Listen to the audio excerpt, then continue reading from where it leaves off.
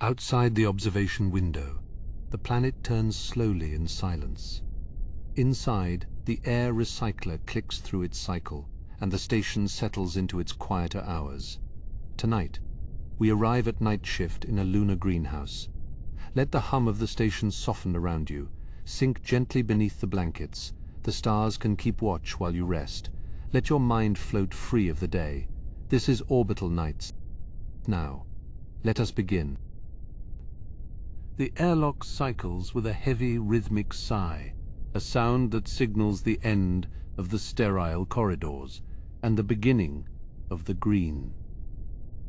Here in Sector 4, the air is thick, heavy with the scent of damp earth and growing things.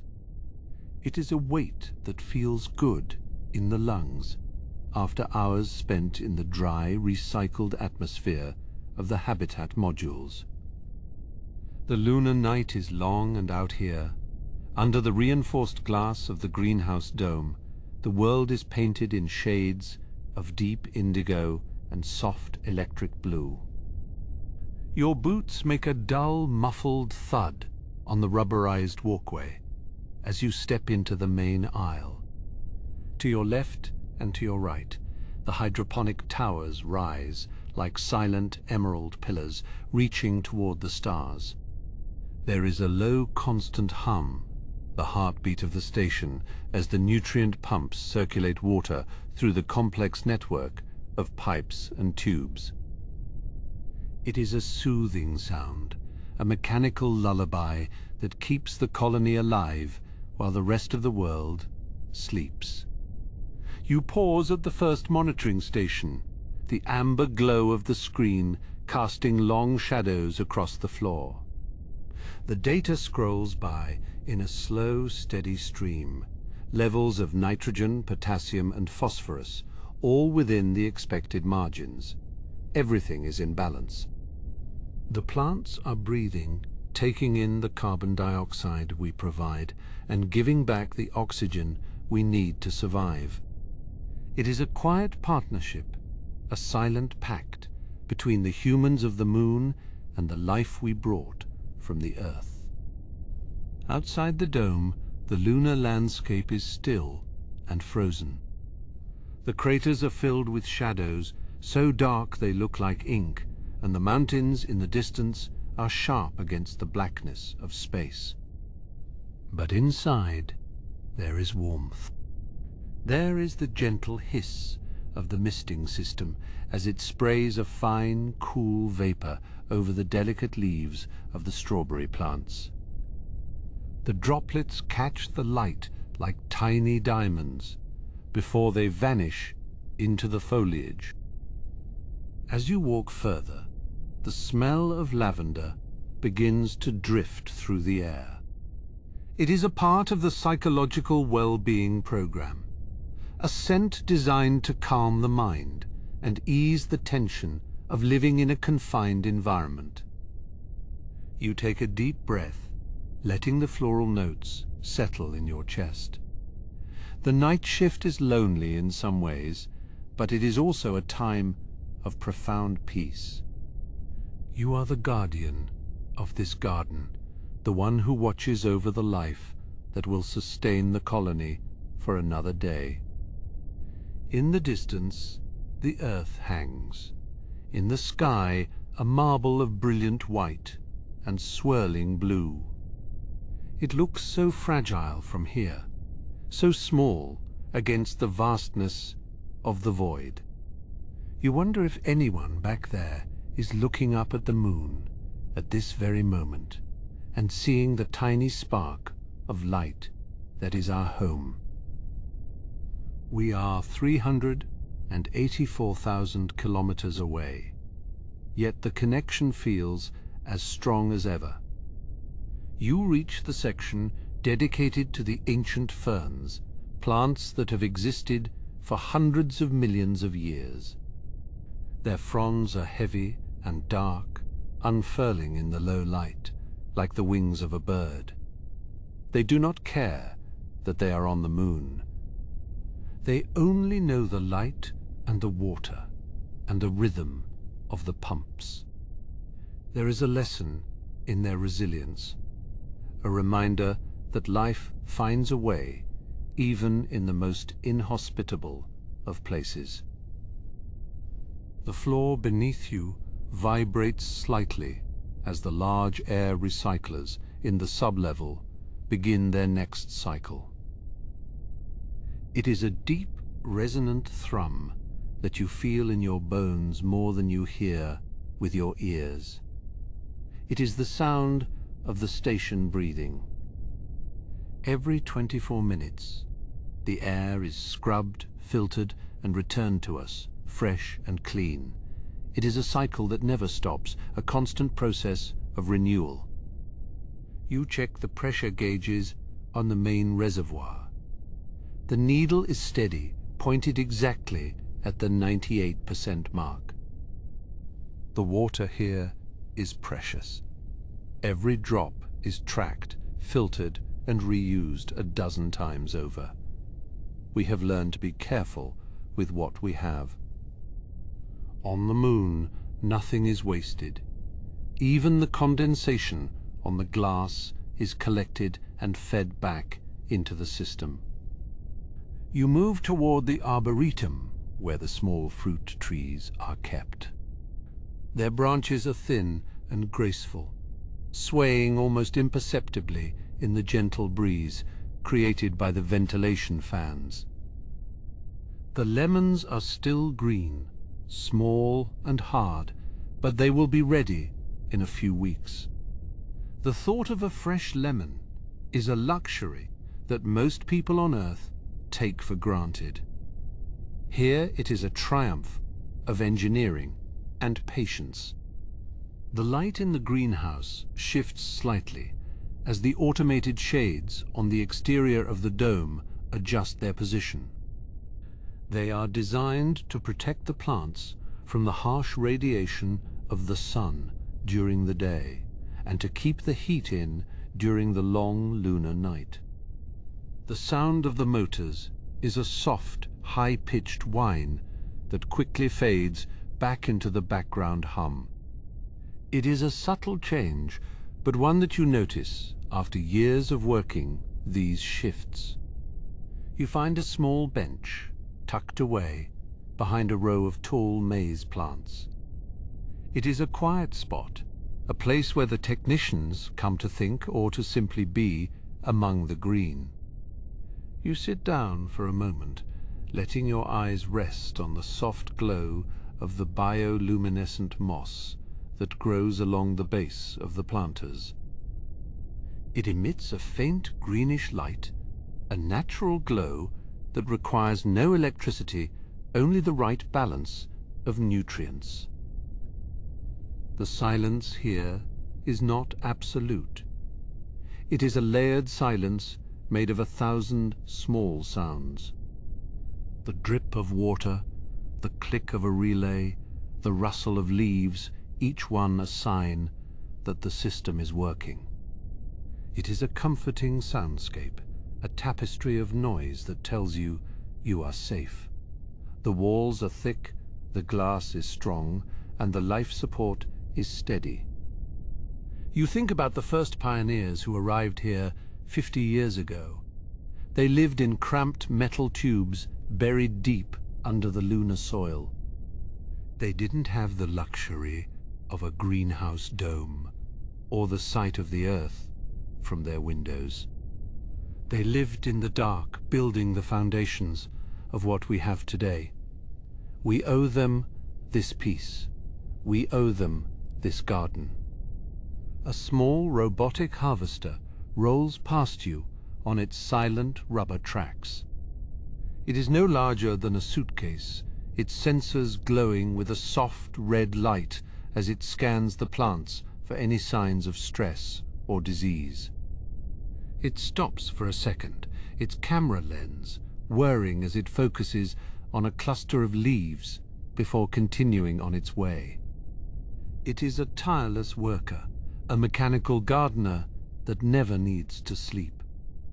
You stand up and stretch, feeling the low gravity pull at your muscles. It is only 1/6 of what it is on Earth, a lightness that makes every movement feel deliberate and slow.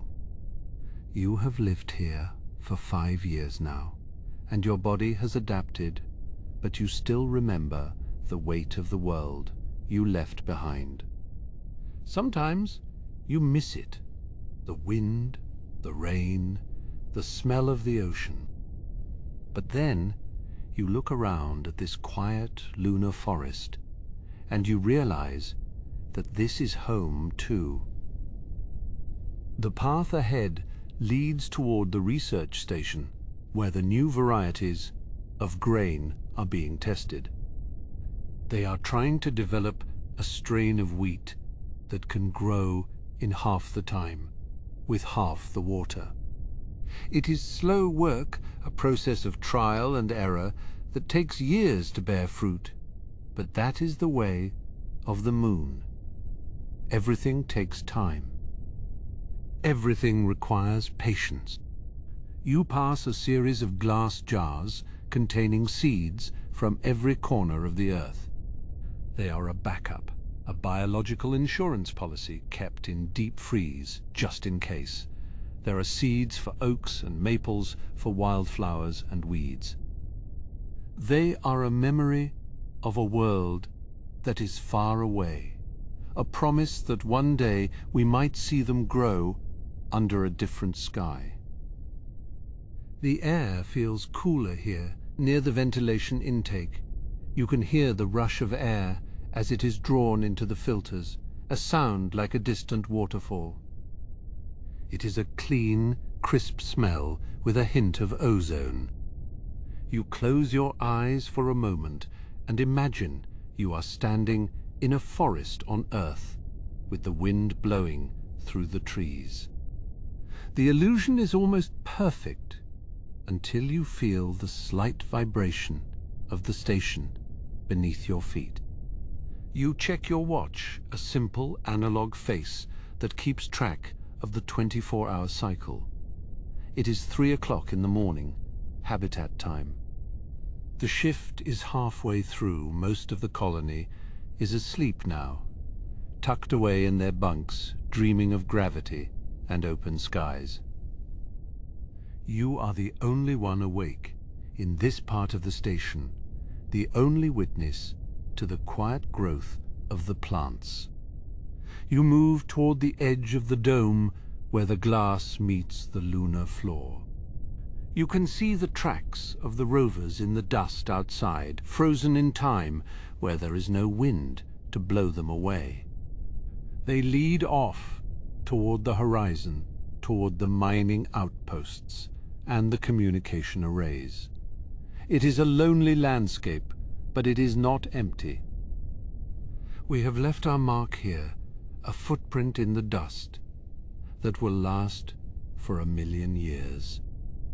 A light on your handheld device flickers to life, a message from Central Control. They are performing a routine test of the emergency lighting in Sector 5. You acknowledge the message with a quick tap of your thumb. It is a small thing, a reminder that you are part of a larger whole, a cog in a vast, complex machine that keeps us all alive. You turn back toward the center of the greenhouse where the largest trees are located. They are dwarf varieties of apple and peach, their trunks thick and sturdy despite the low gravity. They have been trained to grow in a spiral, to save space, and to ensure that every leaf gets its share of the artificial sunlight.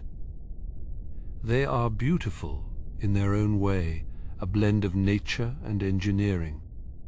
You find yourself walking more slowly now, soaking in the atmosphere.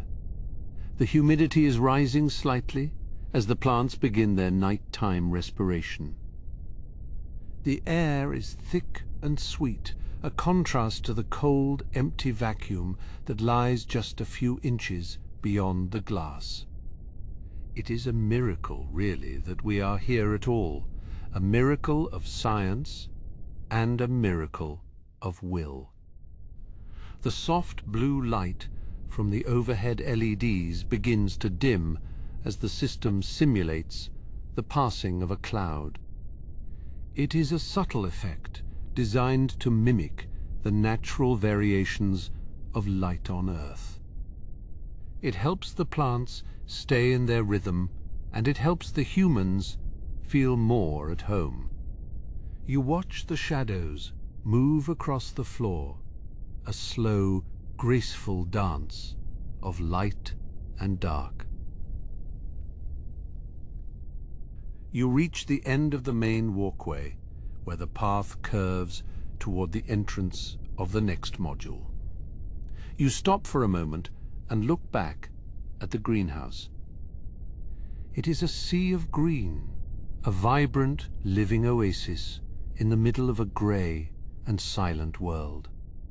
You feel a sense of pride, a quiet satisfaction in knowing that you are a part of this. You are a keeper of the light. As you prepare to move into the next sector, you take one last look at the Earth hanging in the sky. It is a constant presence, a silent guardian that watches over us, just as we watch over this garden. The shift continues, the work goes on, and the plants keep growing in the quiet lunar night. The airlock ahead waits for your command as you transition toward the deeper mysteries of the station's core. The airlock door slides shut with a heavy, muffled thud, sealing you inside the transition chamber. For a moment, there is only the sound of your own breathing echoing inside the narrow space. The pressure equalizes a gentle hiss that pulls at your ears before the inner seal releases. You step out into the utility corridor, where the air is cooler and carries the faint metallic scent of recycled oxygen and chilled water. This corridor is the spine of the botanical wing, a long curving tunnel that connects the main dome to the secondary growth chambers. The walls are lined with bundles of cabling and conduits, tucked behind translucent panels that glow with a soft amber light. With bundles of cabling and conduits, tucked behind translucent panels that glow with a soft amber light. The walls are lined with bundles of cabling and conduits, tucked behind translucent panels that glow with a soft amber light. You can hear the lifeblood of the station moving through the pipes, the steady, rhythmic pulse of nutrient-rich water being pumped to the thirsty roots above. You walk slowly, your boots making a dull, rhythmic sound on the padded flooring. Every few meters, a small porthole offers a glimpse into the mechanical heart of the lunar base. A small porthole offers a glimpse into the mechanical heart of the lunar base. Every few meters, a small porthole offers a glimpse into the mechanical heart of the lunar base. You see the massive tanks where the minerals are mixed with purified water, a swirling dark liquid that contains everything the plants need to thrive in the vacuum. It is a precise chemistry, a delicate balance maintained by 1,000 sensors and a handful of dedicated souls. You reach the first of the secondary modules, the algae vats. This room is bathed in a deep emerald glow emanating from the tall glass cylinders that line the walls. The algae swirls in a constant, gentle vortex, absorbing carbon dioxide and releasing the very air you breathe. It is a living machine, a biological factory that never sleeps. The sound here is a low, continuous gurgle like a distant stream flowing over smooth stones. You pause to check the flow rates on a small, handheld monitor. The numbers are steady, the levels within the expected range. There is a peace in this mechanical precision, a comfort in knowing that the systems are working exactly as they should. You place a hand against the warm glass of one of the vats, feeling the faint vibration of the pumps. It is the heartbeat of the colony, a reminder of our fragile existence here on the moon. Moving deeper into the corridor, you pass the entrance to the seed vault. This door is thicker, more heavily insulated than the others. Behind it, kept at a constant sub-zero temperature, are the blueprints for 1,000 different species. Grains, vegetables, flowers and trees, the heritage of Earth, stored in tiny frozen packets. It is a silent library, a promise for the future, waiting for the day when we might plant them on a new world. You continue your walk, the light in the corridor dimming even further as you enter the night cycle zone. Here, the plants are kept in near total darkness to encourage certain growth patterns. You use a small red-filtered flashlight to guide your way, the beam cutting through the gloom like a searchlight in a deep ocean. The air is heavy and damp, smelling of rich soil and decomposing matter, the smell of life renewing itself. You find yourself in the medicinal herb garden, a smaller, more intimate space than the main greenhouse. Here the plants are grown in tiered racks, their leaves soft and velvety under the red light. You recognize the scent of lavender and chamomile, a soothing, familiar aroma that reminds you of home. These plants are precious, used to create the tinctures and oils that help the colonists sleep and find comfort in the sterile environment of the base. You take a moment to sit on a small metal bench, tucked away in a corner. The silence here is profound, broken only by the distant rhythmic thud of the main air scrubbers. You look up through a narrow horizontal window that runs along the top of the wall. You can see the rim of the crater, bathed in the harsh white light of the sun, while the valley below remains in deep black shadow. It is a world of extremes, where the temperature can swing hundreds of degrees in a single day. But here inside the greenhouse, everything is constant, everything is controlled. We have created a tiny bubble of Earth in the middle of a wasteland. You feel a sense of profound responsibility, a weight that is both heavy and light. You are the guardian of this green world, the one who watches while others dream. You stand up and continue your rounds, your flashlight illuminating the path ahead. You pass a cluster of ferns, their fronds unfurling in the darkness like delicate green lace. They are ancient plants, survivors, that have seen the rise and fall of empires. Here on the moon, they are a link to our deepest past, a reminder that life is persistent and resilient. You reach the end of the utility corridor, where it opens up into the secondary dome. This space is smaller than the first, but more densely packed with vegetation. It is a jungle in miniature, with vines trailing from the ceiling and large, broad-leafed plants crowding the walkways. The humidity is higher here, the air thick with the moisture, released by the plants. You walk through the dense foliage, the leaves brushing against your arms like soft, cool hands. You can hear the drip of water as it condenses on the glass above and falls into the soil below. It is a rhythmic, hypnotic sound that lulls you into a state of quiet contemplation. You are alone, but you do not feel lonely. The plants are your companions, their silent presence, a source of strength.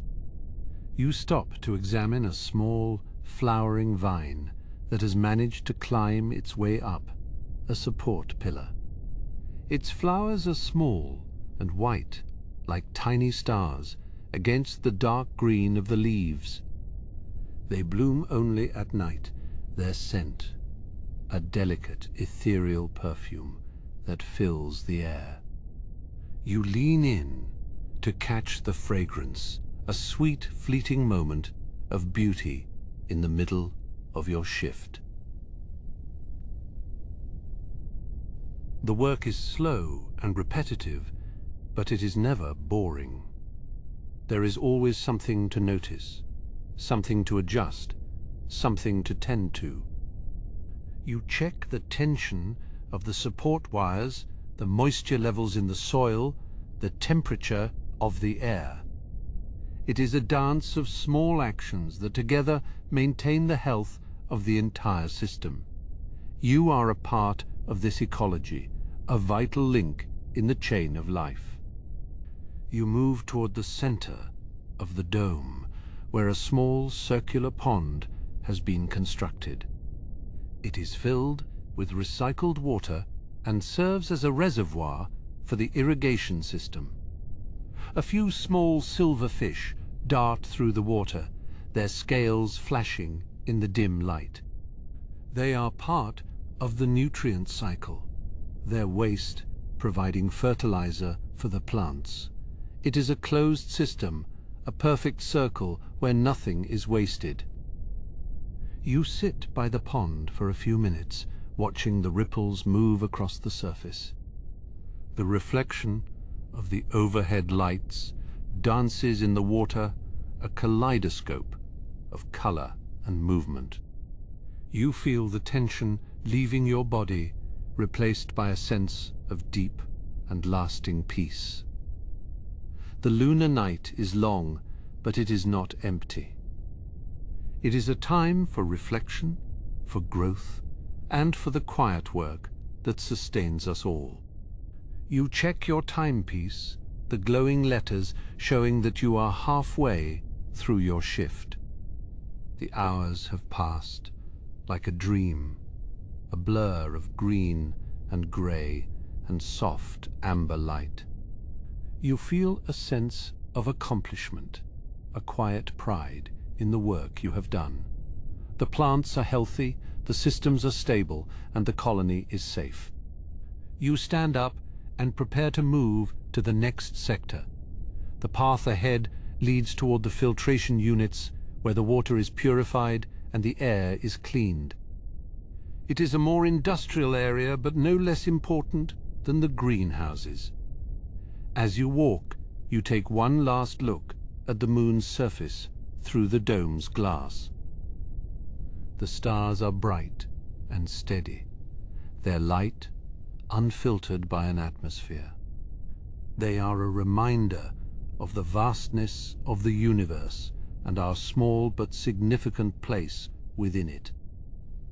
The journey continues through the quiet, humming heart of the lunar station as you move toward the heavy, reinforced doors of the primary filtration hub. Doors of the primary filtration hub slide open with a soft pneumatic sigh, letting out a breath of air that is noticeably cooler and more humid than the greenhouse. You step through the threshold and the soundscape changes instantly, from the rustle of leaves to the deep rhythmic thrum of heavy machinery, and the constant rushing sound of water. It is a dense industrial music, a low-frequency vibration that you feel in the soles of your boots and the marrow of your bones. The air here smells of wet stone and clean ozone, a sharp, refreshing contrast to the sweet floral scents of the previous sector. To your left, the primary algae tanks rise toward the ceiling like glowing emerald pillars filled with a thick, vibrant liquid that bubbles with constant artificial life. These are the lungs of the lunar station, where billions of microscopic organisms work in the dark to scrub the carbon from the air and replace it with pure, fresh oxygen. The light they emit is a soft, pulsing green that casts long, flickering shadows across the metallic floor, and the complex network of pipes that crisscross the room. You walk toward the first tank, placing a gloved hand on the cool, curved glass, feeling the gentle turbulence of the water within. It is a strange and beautiful thing to see so much liquid in a place where every drop is a precious resource to be guarded and recycled with absolute precision, and recycled with absolute precision, with absolute precision, and recycled with absolute precision. The water you see cascading through these pipes has been part of the colony for over 30 years, moving in a perfect, never-ending loop through the people, the plants, and the machines. It is a closed system, a tiny, fragile ocean, trapped within the cold, grey rock of the moon. And it is your job to ensure that the cycle remains unbroken. You check the flow rate on a nearby monitor, the numbers glowing in a soft amber hue, indicating that everything is within the expected parameters. As you move deeper into the hub, the sound of the pumps becomes more pronounced, a steady, mechanical heartbeat that seems to sync with your own pulse. You pass the mineral filtration beds, where layers of crushed lunar regolith and activated charcoal strip away the impurities that the biological systems cannot reach. The pipes here are warm to the touch, carrying the processed water toward the heating elements before it is sent back to the residential modules. And the kitchens. You pause to listen to the intricate sequence of valves opening and closing, a complex automated symphony that runs without pause through the long lunar night. There is a small metal bench bolted to the floor near the central manifold, a place where the technicians can sit and monitor the systems during the long maintenance cycles, and monitor the systems during the long maintenance cycles, during the long maintenance cycles, and monitor the systems during the long maintenance cycles. You take a moment to rest, feeling the steady vibration of the station through the seat, a constant reminder of the power required to keep this small pocket of life thriving. You take a moment to rest, feeling the steady vibration of the station through the seat, a constant reminder of the power required to keep this small pocket of life thriving.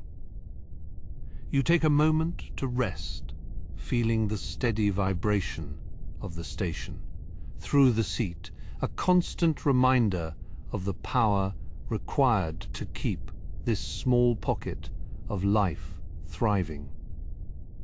You take a moment to rest, feeling the steady vibration of the station through the seat, a constant reminder of the power required to keep this small pocket of life thriving. From here, you have a clear view of a small, thick porthole set into the outer hull, a circular frame that holds the vast, empty darkness of the lunar surface. The landscape outside is a study in monochrome, a sea of grey dust and jagged shadows illuminated only by the distant, unwavering light of the stars. It is a stark reminder of the isolation of this place and the incredible effort it takes to maintain this fragile bubble of air and water. You watch as a small robotic crawler moves slowly across the horizon, its tiny amber lights blinking as it carries out its lonely automated tasks. The silence of the vacuum outside is absolute, a profound and heavy stillness that makes the humming of the filtration hub feel even more like a living, breathing thing. You take a deep, slow breath, tasting the clean, metallic air, and feel a sense of profound gratitude for the machines that keep the void at bay. Standing up, you continue your patrol, moving toward the far end of the hub, where the primary air scrubbers are located. These massive units use a combination of chemical catalysts and electrostatic filters to remove the fine lunar dust that inevitably finds its way into the station. The dust is sharp and abrasive, a constant threat to both the machinery and the lungs of the colonists. And the scrubbers must be maintained with obsessive care. You check the pressure gauges on the primary intake, ensuring that the filters are not becoming overly saturated with the grey volcanic ash. Everything is functioning as it should, the systems working in harmony to provide the basic elements of survival for the hundreds of people sleeping in the modules above. You feel a quiet, heavy responsibility, a knowledge that the safety of the entire colony rests on these quiet, repetitive checks, and the steady, unblinking eyes of the night shift. You move toward the transition airlock that leads into the Arboretum, the largest and most complex of the greenhouse sectors. As the doors cycle, you feel the air become even heavier and more humid, the scent of damp earth and growing wood rising to meet you. The Arboretum is a vertical forest, a soaring multi-level space where fruit trees and nut bushes are grown in tall hydroponic towers that reach toward the dome. The lighting here is dimmed for the night cycle, a soft moonlight blue that filters down through the canopy of leaves, creating a dappled forest floor. The lighting here is dimmed for the night cycle, a soft moonlight blue that filters down through the canopy of leaves, creating a dappled forest floor. The lighting here is dimmed for the night cycle, a soft moonlight blue that filters down through the canopy of leaves, creating a dappled forest floor. The sound of the filtration hub fades behind you, replaced by the soft, intermittent hiss of the misting system as it sprays, a fine, nutrient-rich fog over the exposed roots. It is a lush, green cathedral, a place of quiet growth and ancient rhythms that feels almost like earth if you close your eyes and listen to the water. You walk along the elevated walkway, your footsteps muffled by the rubberized surface, as you look out over the tops of the lemon and lime trees. The leaves are dark and glossy, reflecting the blue light like polished stones, and the air is thick with the scent of citrus and wet soil. You stop to examine a cluster of small green fruit growing on a dwarf orange tree, their skins pebbled and firm under your touch. They will not be ready for harvest for another 3 months, but they are already a promise of the fresh food that will sustain the colony through the long lunar winter. In the center of the arboretum, a massive ancient oak tree stands as a testament to the early days of the lunar outpost. It was grown from a seed carried on one of the first supply missions, and it has become a symbol of endurance and the deep roots we are planting in this new world. Its branches spread wide, touching the glass of the dome, and its trunk is thick and scarred with the marks of decades of growth. You place your hand on the rough bark, feeling the solid, living weight of the tree, and for a moment you feel connected to the distant green hills of Earth. High above, through the transparent panels of the dome, the Earth itself is visible, a brilliant sapphire marble hanging in the blackness of space. It is a beautiful and heartbreaking sight, a reminder of everything we have left behind and everything we are working to preserve. The blue of the oceans and the white of the clouds seem to glow with an inner light, a vibrant, living contrast to the dead grey surface of the moon. You watch it for a long minute, letting the sight fill you with a sense of peace and purpose before returning to your duties. You move to the nutrient injection station, where a series of clear tubes carry a bright cobalt blue liquid into the main irrigation lines. This is the lifeblood of the forest, a carefully balanced mixture of minerals and salts that provides the trees with everything they need to thrive in the absence of natural soil. You check the levels in the primary reservoir, adding a small amount of concentrated potassium to the mix to encourage the development of the fruit. The work is slow and methodical, a series of small, precise adjustments that ensure the health of the entire vertical ecosystem. As you work, you notice the way the shadows of the leaves move across the floor, shifting slowly as the station rotates to maintain its thermal balance. The patterns are hypnotic, a constant drifting dance of light and dark that makes the arboretum feel like it is in constant motion. You find yourself moving in time with the shadows, your movements becoming fluid and effortless as you transition from one task to the next.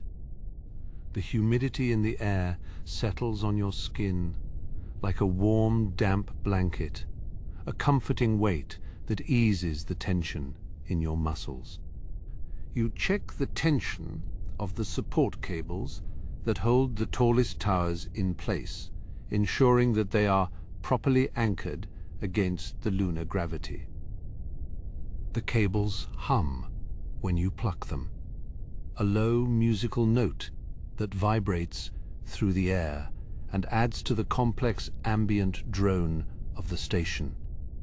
You move toward the base of the oak tree, where a small circular garden of medicinal herbs has been planted in the rich, dark compost. The smell of lavender and mint is strong here, a soothing aromatic blend that helps to clear your mind and focus your senses. You spend a few minutes weeding the small patch, your fingers moving through the soft, damp earth with practiced, gentle care.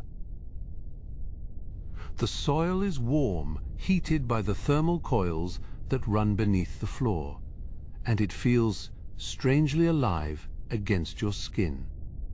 This is the only place on the station where you can truly touch the earth, and it is a sensation you never tire of. When you are finished, you stand up and wipe your hands on your utility belt, feeling a sense of quiet and lasting satisfaction. The shift is moving toward its final hours, and the station is beginning to prepare for the morning transition. The lights in the arboretum will soon begin to brighten, simulating the slow, gradual rise of the sun.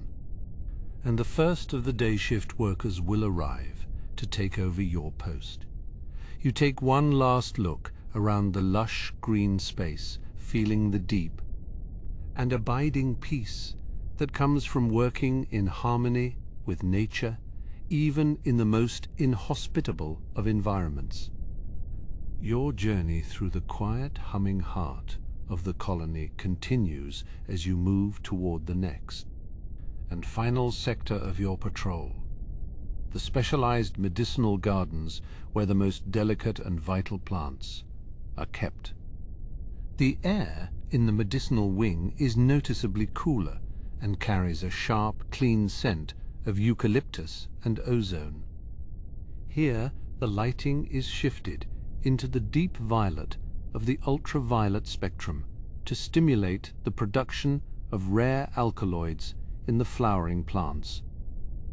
You step onto the pressurized mesh flooring and feel the slight springy resistance of the deck beneath your boots. Every step is dampened by the acoustic padding, ensuring that the silence of the night shift remains completely undisturbed. The medicinal sector is a place of absolute and unwavering stillness. Here the air is filtered through 3 separate layers of fine silver mesh to remove even the smallest particle of dust. You can hear the faint rhythmic pulse of the air being drawn through the vents, a sound like the breathing of the station itself. The walls are a soft matted charcoal designed to absorb any stray reflections and keep the focus entirely on the plants. In the center of the room, a large glass cylinder contains a rare bioluminescent fern, its fronds glowing with a soft ethereal cyan light. This light is the only illumination in this part of the garden, and it casts long flickering shadows across the floor. You move toward the cylinder, your boots making a soft rhythmic clicking on the metal floor plates. The fern seems to respond to your presence, its glow pulsing slightly as you approach the glass. It is a fragile and beautiful thing, a relic of a world that is now many hundreds of thousands of miles away. You check the sensors on the side of the cylinder, ensuring that the temperature and humidity are within the optimal range.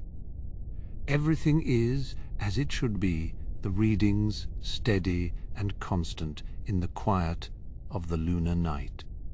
You move to the next station, where a row of delicate white orchids is being grown for their essential oils.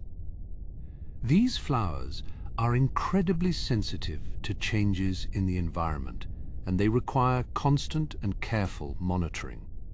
You use a small handheld scanner to check the health of each individual bloom, the device emitting a soft melodic chime with every pass. The light from the scanner is a warm amber glow that contrasts with the deep violet shadows of the room. You find yourself moving with a slow and deliberate grace, your hands steady and sure as you perform your rounds. The orchids are soft and velvet-like to the touch, their petals dusted with with a fine silver powder that sparkles in the light. You spend a few quiet minutes adjusting the flow of the nutrient mist, ensuring that each flower receives exactly what it needs. The sound of the misting system is a soft, gentle hiss, a soothing white noise that fills the room and helps to calm your mind.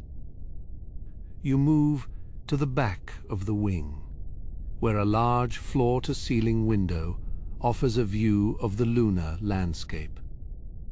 The surface of the moon is a stark and beautiful sight, a vast cratered expanse of grey and silver stretching out to the horizon.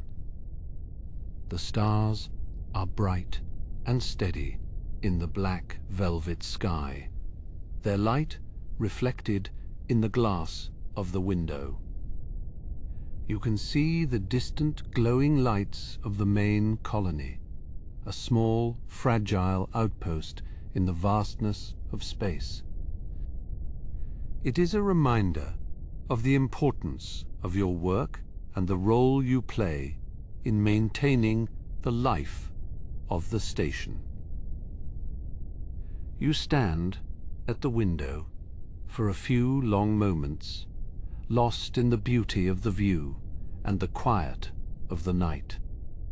The station is a world of its own, a self-contained ecosystem that relies on the careful and constant attention of its inhabitants. You feel a sense of deep and abiding connection to the plants and the station and the vast empty space that surrounds you. The silence of the medicinal wing is a comforting weight, a peaceful sanctuary in the heart of the colony.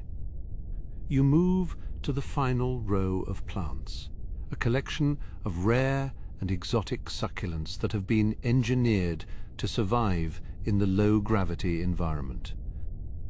These plants are thick and fleshy, with deep purple leaves that are covered in a fine silver down. They are incredibly resilient, and they require very little attention, but you still take the time to check their progress. You use a small, soft brush to remove a few stray grains of dust from the leaves, your movements gentle and precise. The work is a form of meditation, a way to focus your mind and find a sense of peace in the quiet of the night. As you finish your rounds in the medicinal wing, you feel a sense of quiet and lasting satisfaction. The plants are healthy and thriving, and the station is functioning perfectly in the stillness of the night cycle. You take one last look around the room, the violet light and the glowing fern and the delicate white orchids, all part of the complex. And beautiful tapestry of life on the moon. You move toward the exit, the sliding door, opening with a soft pneumatic hiss as you step back into the main corridor. The air here is warmer and carries the faint, familiar smell of recycled oxygen and machinery. You check your chronometer and see that the night is still young, and there is still much to be done before the morning transition. Your next stop is the central life support hub, where the station's primary air and water systems are located. This is the heart of the colony, the place where the vital resources that sustain all life are managed and maintained. You move through the quiet corridors, your footsteps echoing softly on the metal floor plates. The station is a maze of interconnected modules and corridors, each one with its own unique character and purpose. A maze of interconnected modules and corridors, each one with its own unique character and purpose. The station is a maze of interconnected modules and corridors, each one with its own unique character and purpose. You find yourself noticing the small, everyday details of life in space, the way the light reflects off the curved walls, the sound of the air recyclers, the feel of the artificial gravity. These are the things that make the station feel like home, the familiar and comforting rhythms of life in the lunar colony. You reach the entrance to the life support hub and pause for a moment to listen to the deep rhythmic thrum of the machinery. It is a powerful and reassuring sound, a constant reminder of the strength and resilience of the station. You enter the hub and are greeted by a wall of warm, humming equipment and the soft amber glow of the control panels. This is a place of intense and focused activity, even during the night shift, as the systems are constantly monitored and adjusted. You move to the primary console and begin your checks, your fingers, dancing across the touch-sensitive screen with practiced ease. The data flows across the screen in a series of complex and beautiful patterns, a digital representation of the station's health. You make a few small adjustments to the oxygen flow and the water recycling rates, ensuring that everything is operating at peak efficiency. The work is demanding and requires your full attention, but you find a sense of deep satisfaction in the precision of the tasks.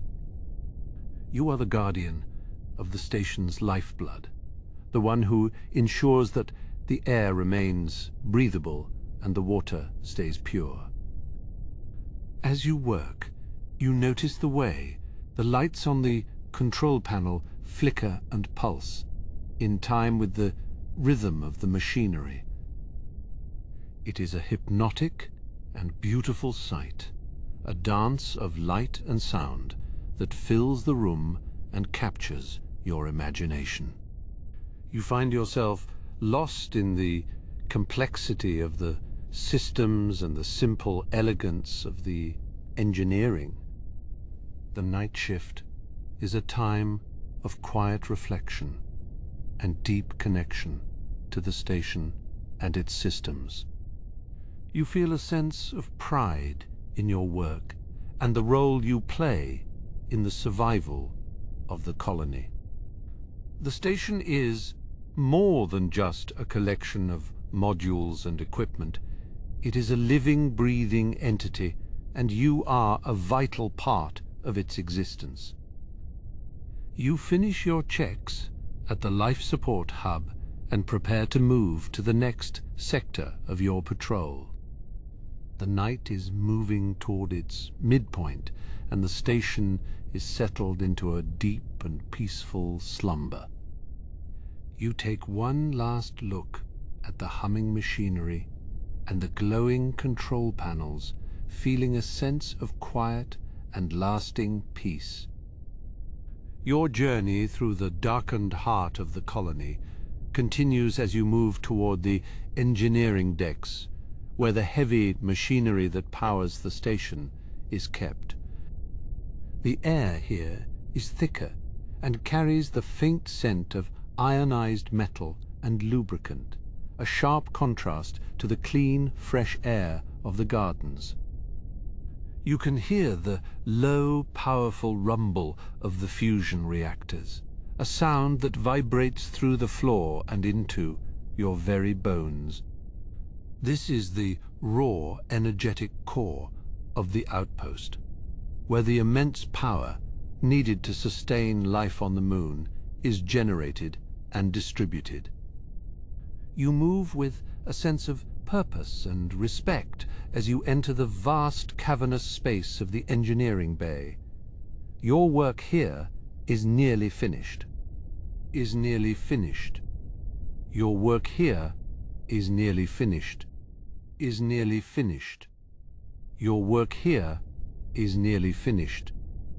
And as you prepare to leave the medicinal wing, your thoughts turn toward the final observation deck, where the true vastness of the lunar night awaits your gaze.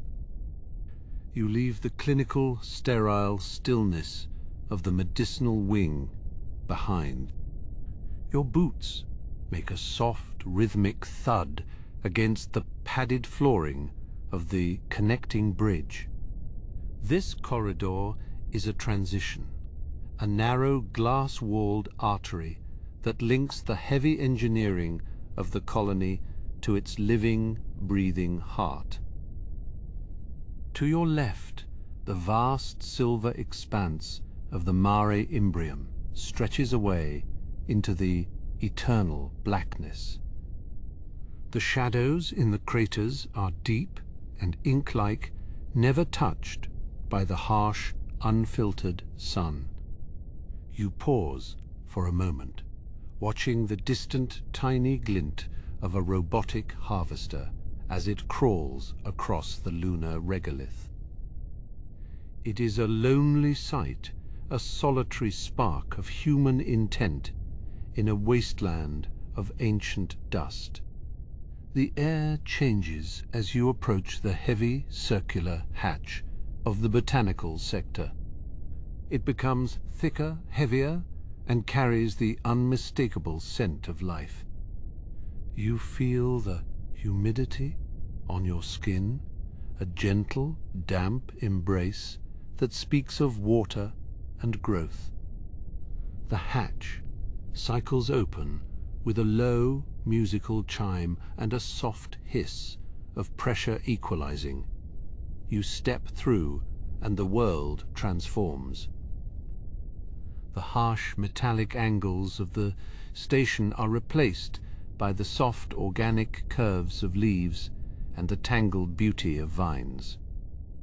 This is the lunar greenhouse, a domed sanctuary where the laws of Earth are carefully nurtured and maintained. The lighting here is different from the rest of the outpost. It is a deep violet and soft amber glow designed to mimic the precise spectrum of a distant sun. The rows of hydroponic trays stretch out before you in long, elegant curves, following the contour of the lunar dome. You walk down the central path, your footsteps silenced by the mossy carpet that has been allowed to grow over the structural ribs. The sound of trickling water is everywhere, a constant, soothing melody as the nutrient-rich fluids circulate through the complex network of pipes and channels. You reach the first station, a tiered rack of dwarf wheat and hardy greens. These plants are the pioneers of the colony, bred to thrive in the low gravity and the recycled atmosphere. You run your hand lightly over the tops of the stalks, feeling the dry rustle of the grain. It is a grounding sensation, a physical connection to the soil of a world left far behind.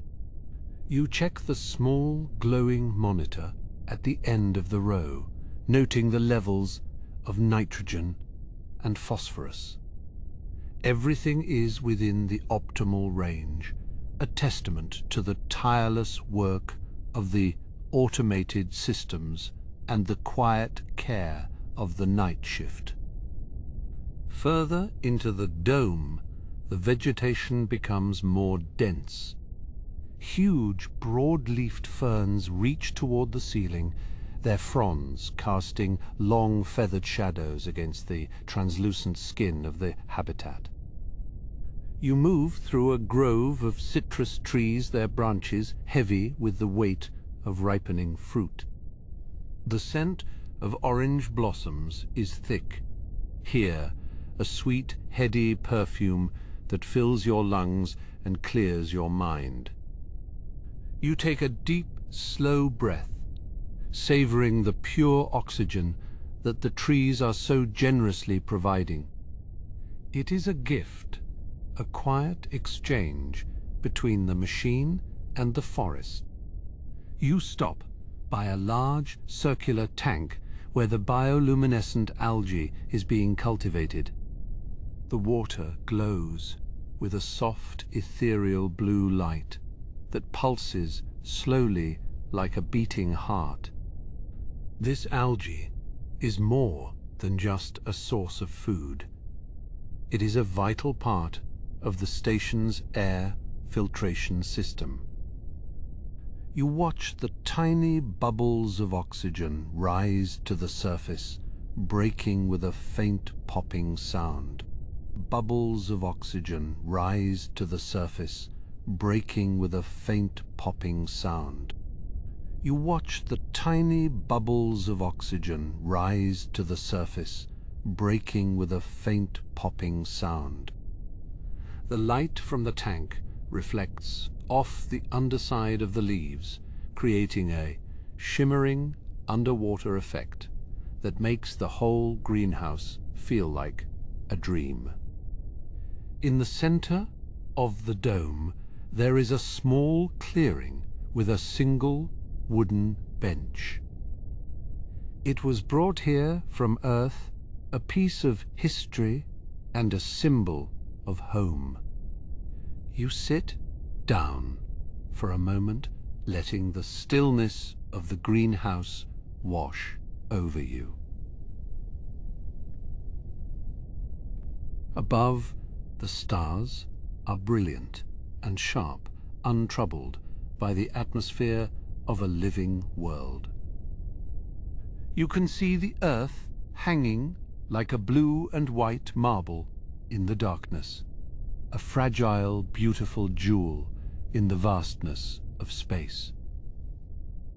It looks so small from here, so distant, and yet it is the source of everything you are. You think about the generations of people who will live and work under this dome. They will never know the feel of a natural breeze or the sound of rain falling on a tin roof. But they will have this a forest under the stars, a garden on the moon. They will learn to love the hum of the air recyclers and the soft glow of the grow lights. This is their world now, a place of quiet industry and peaceful growth. You feel a sense of deep responsibility to protect this place, to ensure that the green continues to flourish in the grey lunar dust. You stand up and continue your rounds, moving toward the experimental section. Here the scientists are testing new ways to use the lunar regolith as a growing medium. You see small pots of seedlings struggling to take root in the crushed volcanic rock. They are thin and pale, but they are alive, a promise of a future where the moon itself will be green. You check the moisture levels in the soil, adding a few drops of water to a particularly thirsty sprout. It is a small act, but it matters. The night shift is a time of quiet observation and gentle intervention. You are not here to change the world, but to tend to it, to ensure that the delicate balance of life is maintained. You move past the medicinal herbs, where the scent of lavender and mint mingles with the earthy smell of the moss. These plants are used to create teas and oils that help the colonists sleep and find comfort in the long lunar night. You think about the people sleeping in their bunks, dreaming of green fields and blue skies, while you watch over their oxygen. You reach the edge of the greenhouse, where the dome meets the lunar surface. The glass is cold to the touch, a thin barrier between the warmth of life and the absolute zero of space. You press your palm against the pane, looking out at the long shadows cast by the crater walls. The landscape is silent and motionless, a stark contrast to the vibrant energy of the garden behind you. You feel a sense of awe at the resilience of life, its ability to find a way even in the most hostile of environments. As the hour passes, you find yourself near the secondary airlock that leads to the observation deck. The work here is never truly finished, but for now the garden is at peace. The plants are breathing, the water is flowing, and the lights are steady. You take one last look at the lush green canopy, feeling a sense of quiet satisfaction. The night is still young, and there is much to see in the silent corridors of the station. You prepare to step back into the metallic world, carrying the scent of the earth with you as you move toward the final viewpoint of your shift. The airlock cycles with a soft metallic sigh as you step from the damp warmth of the greenhouse into the cooler, recycled air of the main corridor. The scent of wet earth and blooming jasmine clings to your uniform for a few fleeting moments before it is carried away by the steady pull of the ventilation system. You stand still for a heartbeat, letting your ears adjust to the deeper resonance of the station. The greenhouse was a place of soft rustles and liquid trickles, but here, in the spine of the colony, the sound is a low monolithic thrum. It is the sound of 1,000 machines breathing in unison, a vibration you feel in the soles of your boots more than you hear with your ears. It is the sound of 1,000 machines breathing in unison, a vibration you feel in the soles of your boots more than you hear with your ears. It is the sound of 1,000 machines breathing in unison, a vibration you feel in the soles of your boots more than you hear with your ears. The lighting here has shifted to a deep twilight blue, signaling the middle of the night cycle for the hundreds of souls sleeping in the modules above. You begin your walk down the long curving hallway of the lunar base, your footsteps muffled by the specialized floor padding. Every 20 paces, a recessed light in the floor glows with a soft amber pulse, guiding your way through the dim quiet. To your left, the thick reinforced walls of the corridor are lined with storage, lockers, and emergency kits, their surfaces smooth and utilitarian. To your left, the thick reinforced walls of the corridor are lined with storage, lockers, and emergency kits, their surfaces smooth and utilitarian. To your left, the thick reinforced walls of the corridor are lined with storage, lockers, and emergency kits, their surfaces smooth and utilitarian. To your right, a series of small circular windows look out into the maintenance shafts where bundles of fiber optic cables glow like neon veins. You pass a robotic cart docked in a charging alcove, its status lights blinking, a slow, rhythmic green. It is waiting for the morning to begin its rounds of delivering supplies to the residential tiers. But for now it rests just as the people do. As you move deeper into the station, the corridor opens into a small circular node where 4 different sectors meet. In the center of this space stands a tall column of clear acrylic filled with bubbling water. This is part of the secondary filtration system, a vertical garden of bioluminescent algae that helps scrub the carbon from the air. The algae glows with a soft ethereal cyan casting moving shadows against the metallic walls.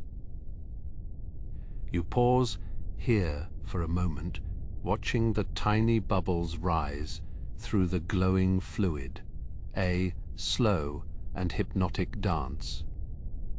There is a bench built into the wall of the node, and you take a seat resting your hands on your knees. Built into the wall of the node, and you take a seat resting your hands on your knees. There is a bench built into the wall of the node, and you take a seat resting your hands on your knees. From this vantage point, you can hear the distant whine of a centrifuge spinning in the medical wing miles away through the interconnected tunnels.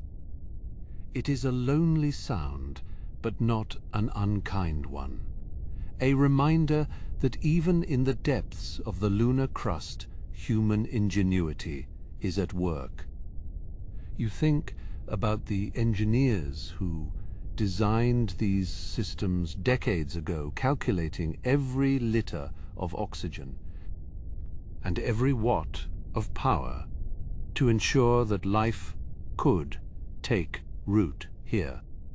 Your eyes wander to a digital display on the wall, showing the current lunar surface, temperature, and the status of the solar arrays. The numbers are steady, a testament to the stability of the base and the quiet efficiency of the night crew. You feel a sense of belonging in this vast machine, a small but essential part of a greater whole.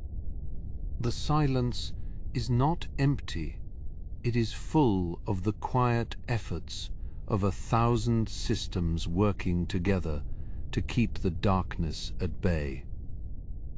Rising from the bench, you continue toward the observation lounge, a place where the crew comes to find perspective.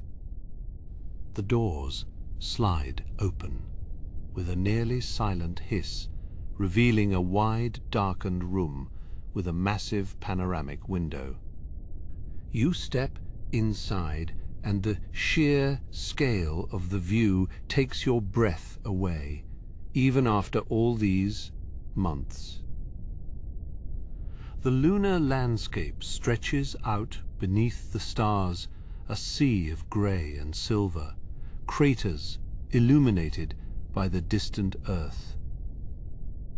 Our home planet hangs in the blackness, a fragile blue marble swirled with white clouds. It looks so small from here, so delicate, and yet it is the source of everything we are. You find a reclining chair near the glass and sink into it, the fabric cool against your skin. The earth does not flicker like the stars. It glows with a steady ancient light, a beacon in the endless night. You watch the slow crawl of the shadows across the continents, imagining the millions of lives playing out beneath that thin blue veil. In the corner of the lounge, a small automated tea station hums to life. Sensing your presence, it prepares a cup of chamomile grown in the very greenhouse you just left, the steam rising in a thin silver ribbon. You take the warm ceramic cup in your hands, feeling the heat seep into your palms, and take a slow, cautious sip. The taste is floral and sweet, a piece of the earth brought to the moon to soothe the weary traveler. You lean back, letting the silence of the lounge wrap around you, like a heavy blanket. Outside, on the lunar plain, you can see the lights of a lone rover, moving slowly toward the horizon. It is likely an automated scout, checking the perimeter or tending to a remote sensor array. Its headlights cut through the darkness like twin needles of white light, casting long, distorted shadows over the jagged rocks. You follow its progress until it disappears behind a ridge, leaving the landscape once again to the stars and the silence. The moon is a patient world, a place where time seems to stretch and fold.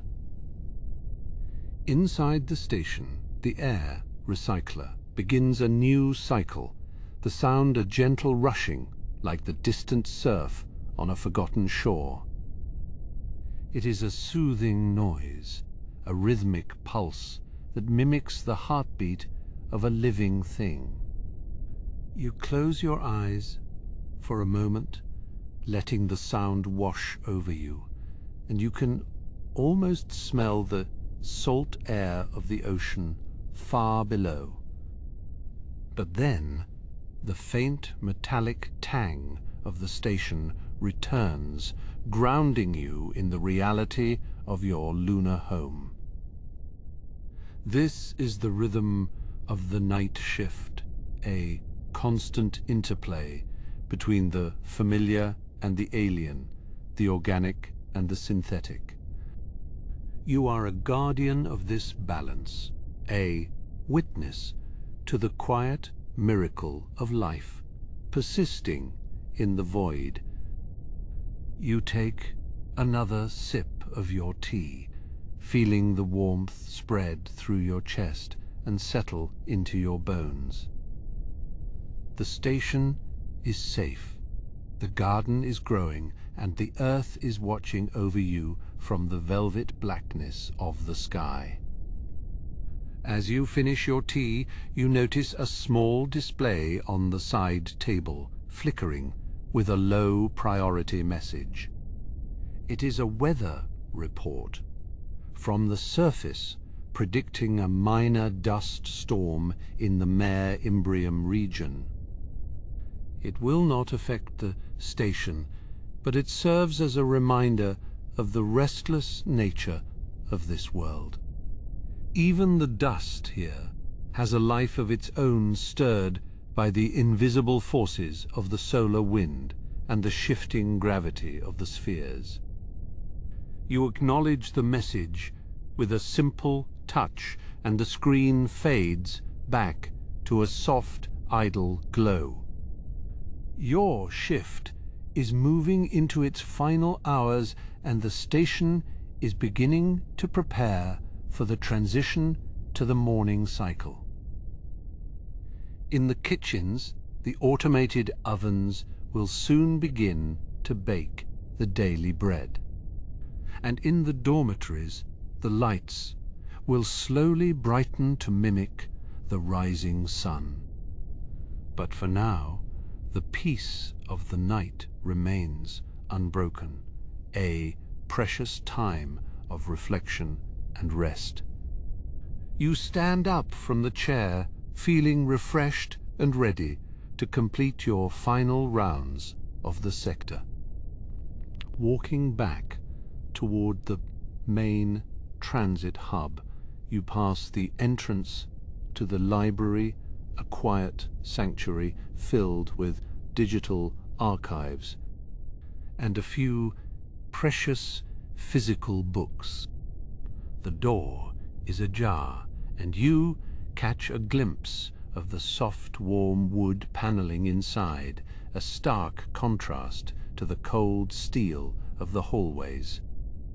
It is a place for stories and history, a bridge to the past that keeps the colonists connected to their roots. You make a mental note to visit during your next off-cycle, to lose yourself in the pages of a distant world. As you reach the hub, you see the first signs of the morning crew arriving, their voices low and hushed as they exchange greetings. They carry the energy of the coming day, a gentle momentum that will soon fill the corridors with activity.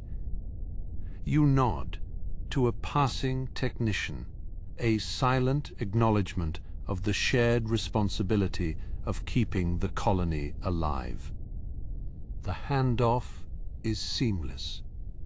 A quiet baton passed from the watchers of the night to the builders of the day. Your path now leads you toward the secondary hydroponics bay, where the smaller, more experimental crops are kept. This area is less about mass production and more about discovery, a place where new varieties of plants are adapted to the lunar environment. You are looking forward to seeing the progress of the dwarf apple trees which were showing their first blossoms during your last visit. The air here is already beginning to change, carrying a hint of something new and hopeful as you move toward the next chapter of your night. You step through the sliding pressure door, and the air changes instantly. It is thicker here, heavy with the scent of damp earth and the sweet, delicate perfume of apple blossoms. The secondary hydroponics bay is a more intimate space than the vast main halls. Here the ceiling is lower, and the light is a soft violet hue designed to encourage the flowering of the experimental cultivars. You walk slowly along the narrow metal gantry, your boots making a muted, rhythmic clinking sound against the mesh. Along the narrow metal gantry, your boots making a muted, rhythmic clinking sound against the mesh. You walk slowly along the narrow metal gantry, your boots making a muted, rhythmic clinking sound against the mesh. Below the dwarf apple trees are arranged in neat concentric circles, their branches weeping slightly under the unfamiliar pull of 1/6 gravity. They do not grow like the trees of Earth. They stretch and curve in elegant, impossible arcs, seeking the artificial suns above. It is a delicate dance between biology and engineering, a testament to the persistence of life in a place where it was never meant to be. You reach a small monitoring station tucked into a corner, and the screen hums to life at your touch. The data scrolls by in a steady amber stream, showing the nutrient levels and the moisture content of the soil.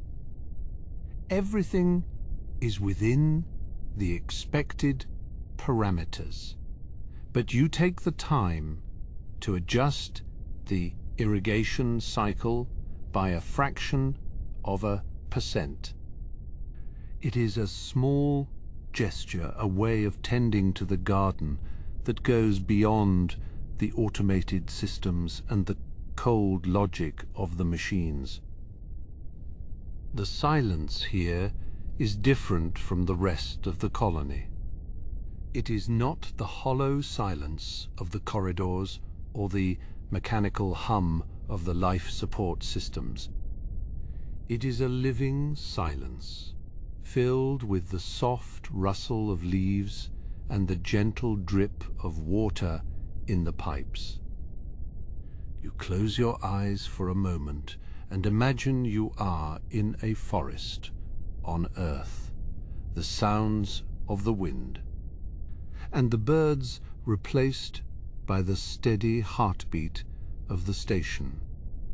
It is a peaceful thought, a bridge between two worlds that you carry with you through the night. Moving further into the bay, you come to the bioluminescence lab, where the light fades to a deep oceanic blue. Here the walls are lined with glass tanks filled with glowing moss and algae, their soft radiance illuminating the room in a ghostly flicker. This is the work of the night shift, the careful cultivation of light from life itself.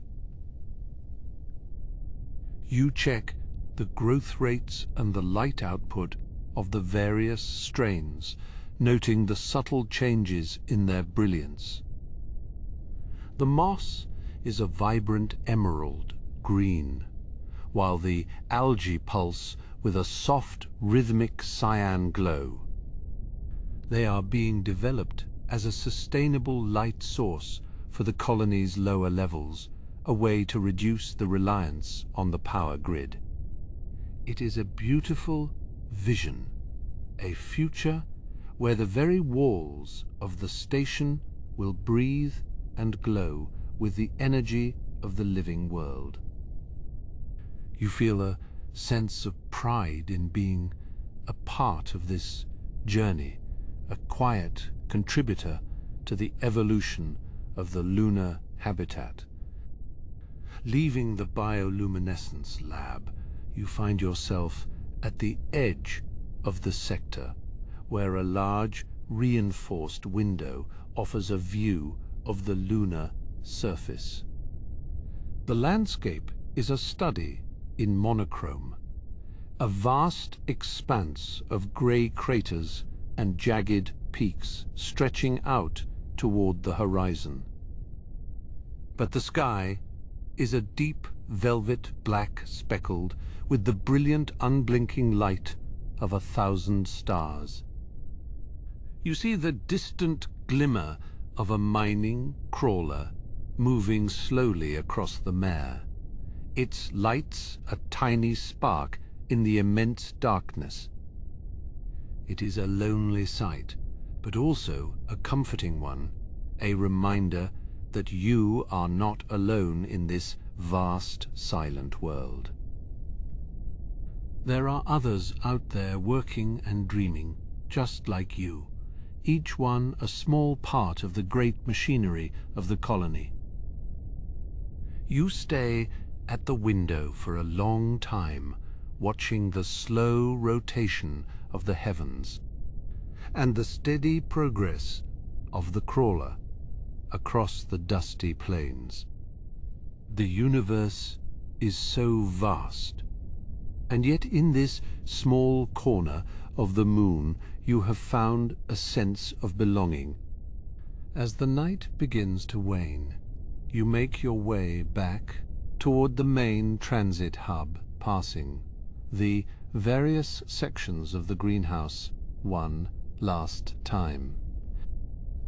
The plants are all sleeping in their own way, their metabolic processes slowed to a crawl in the cool night air. You feel a sense of closure, a quiet satisfaction in knowing that you have fulfilled your duties and kept the garden safe.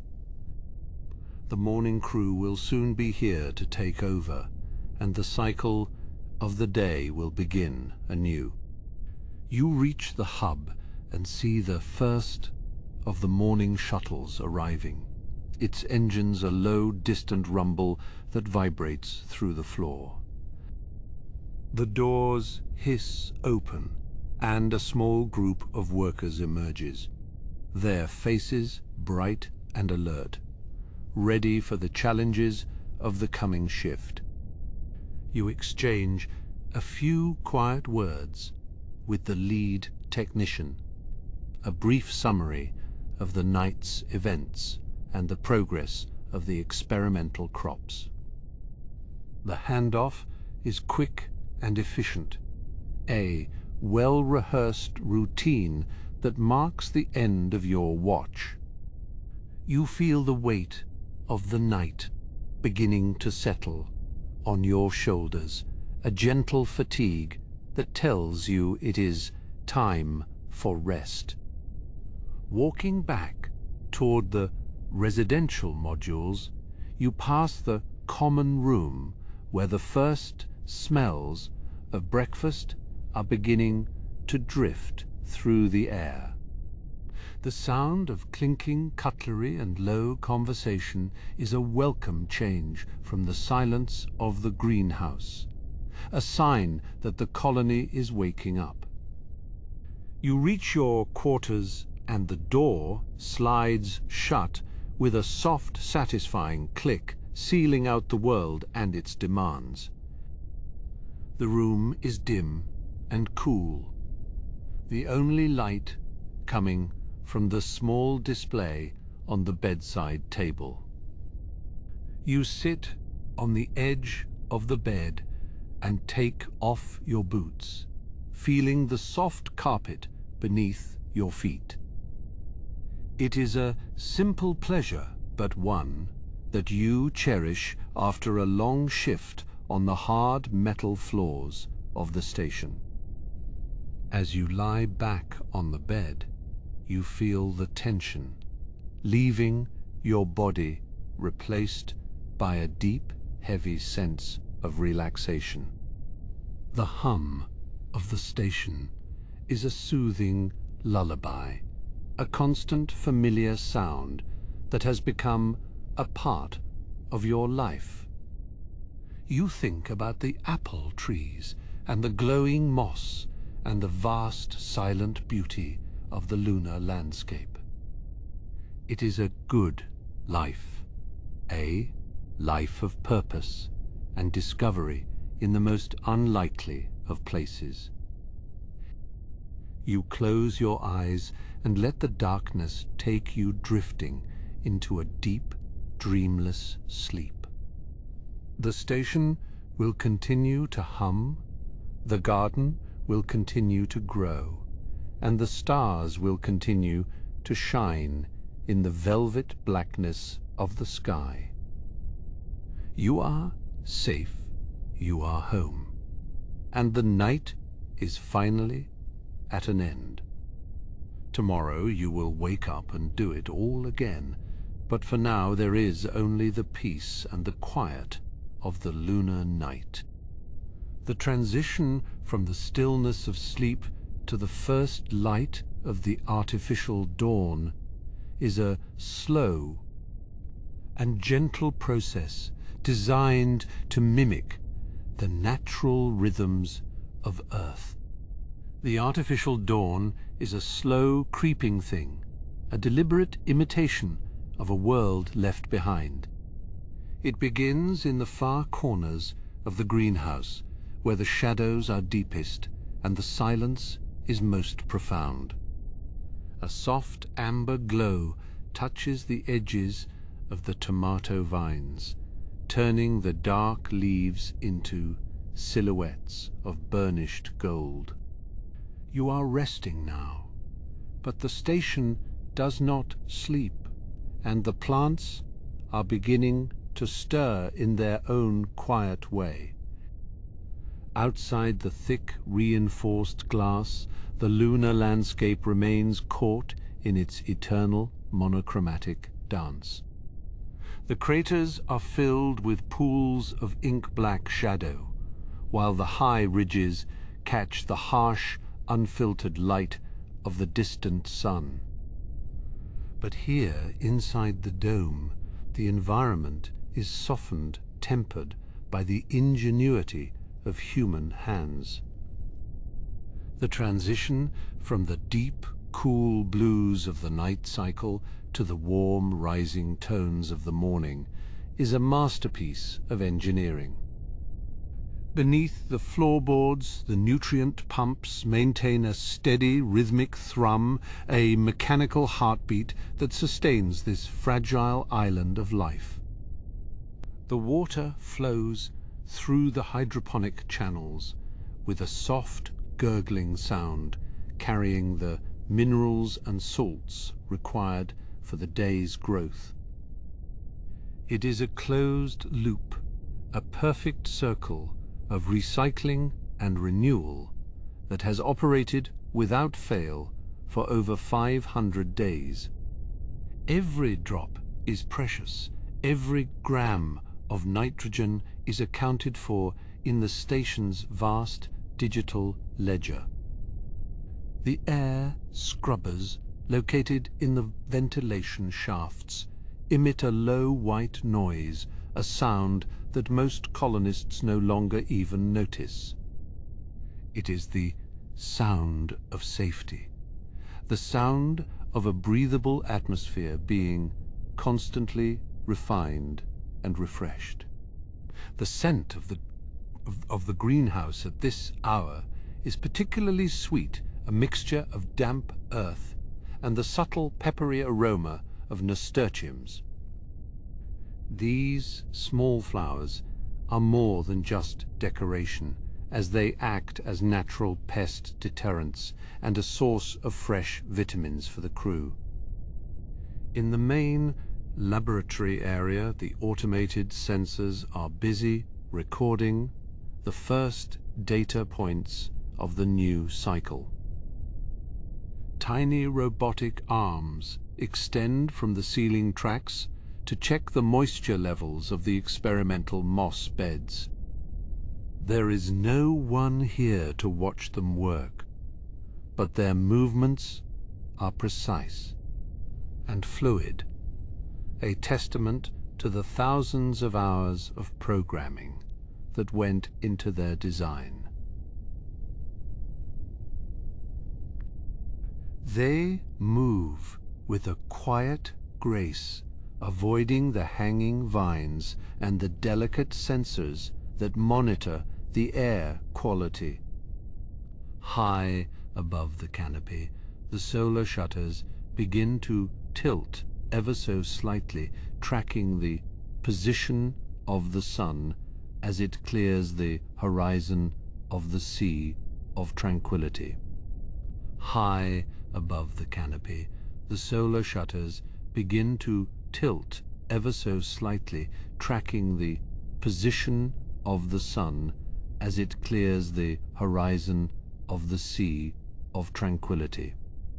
High above the canopy, the solar shutters begin to tilt ever so slightly, tracking the position of the sun as it clears the horizon of the sea of tranquility.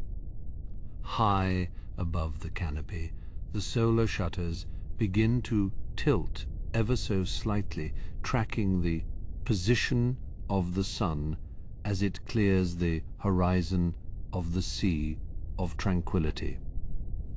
The light that enters is filtered through multiple layers of radiation, shielding, ensuring that the plants receive only the beneficial parts of the spectrum.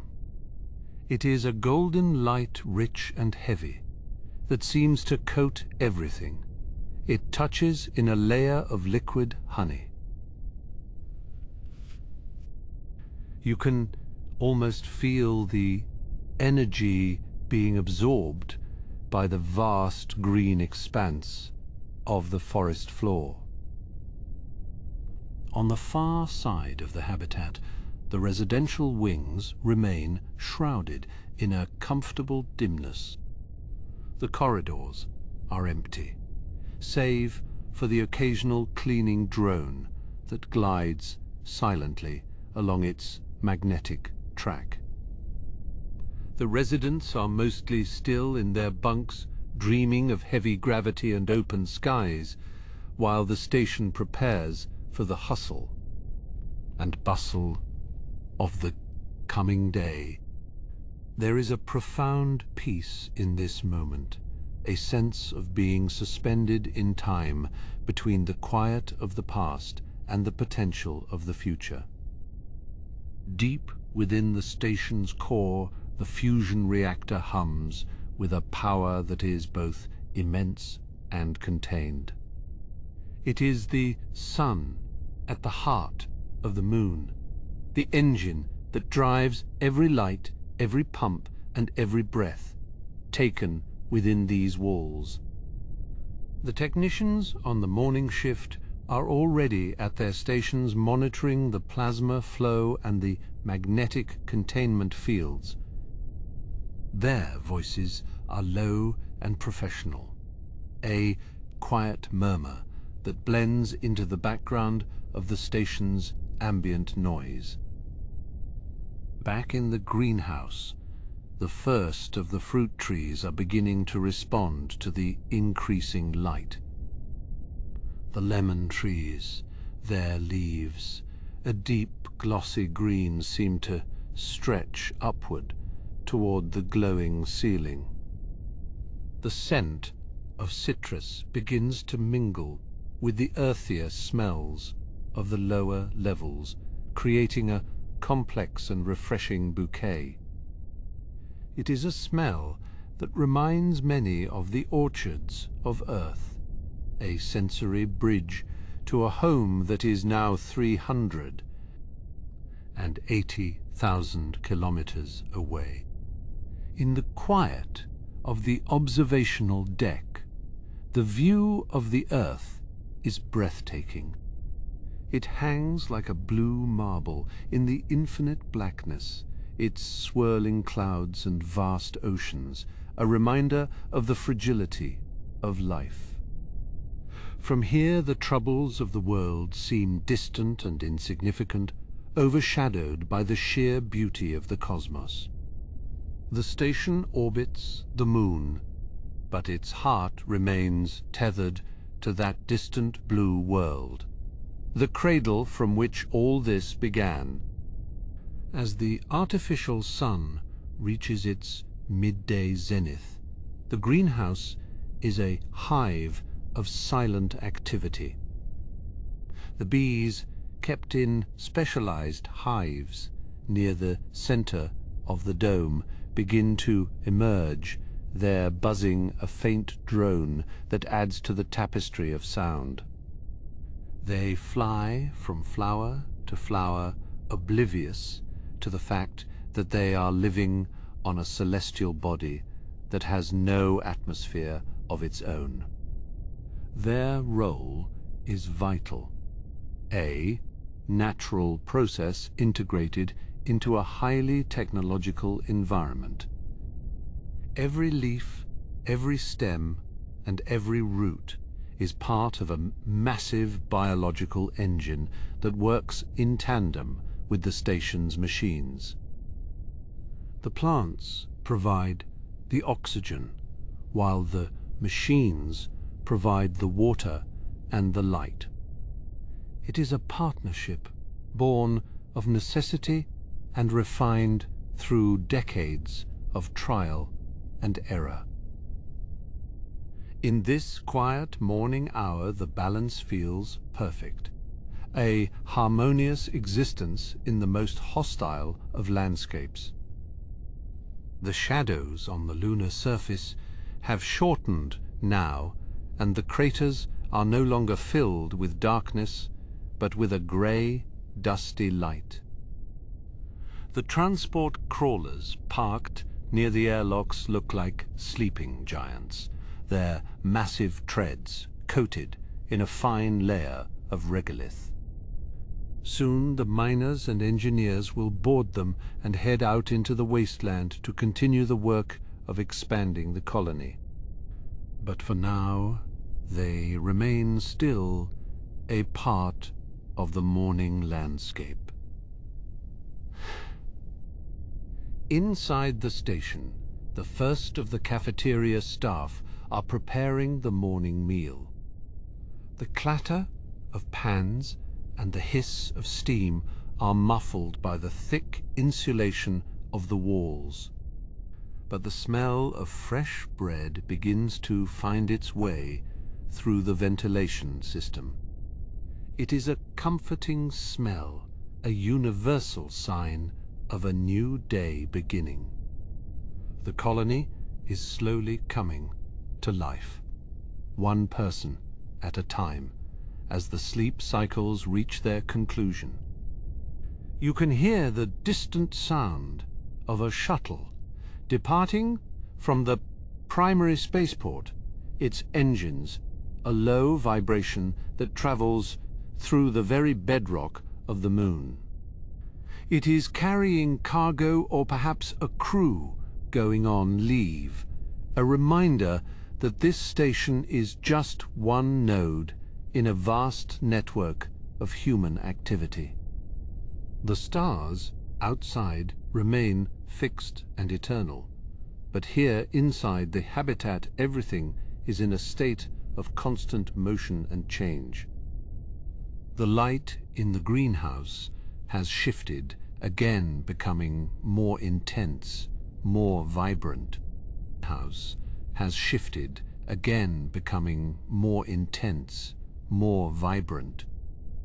The light in the greenhouse has shifted, again becoming more intense, more vibrant.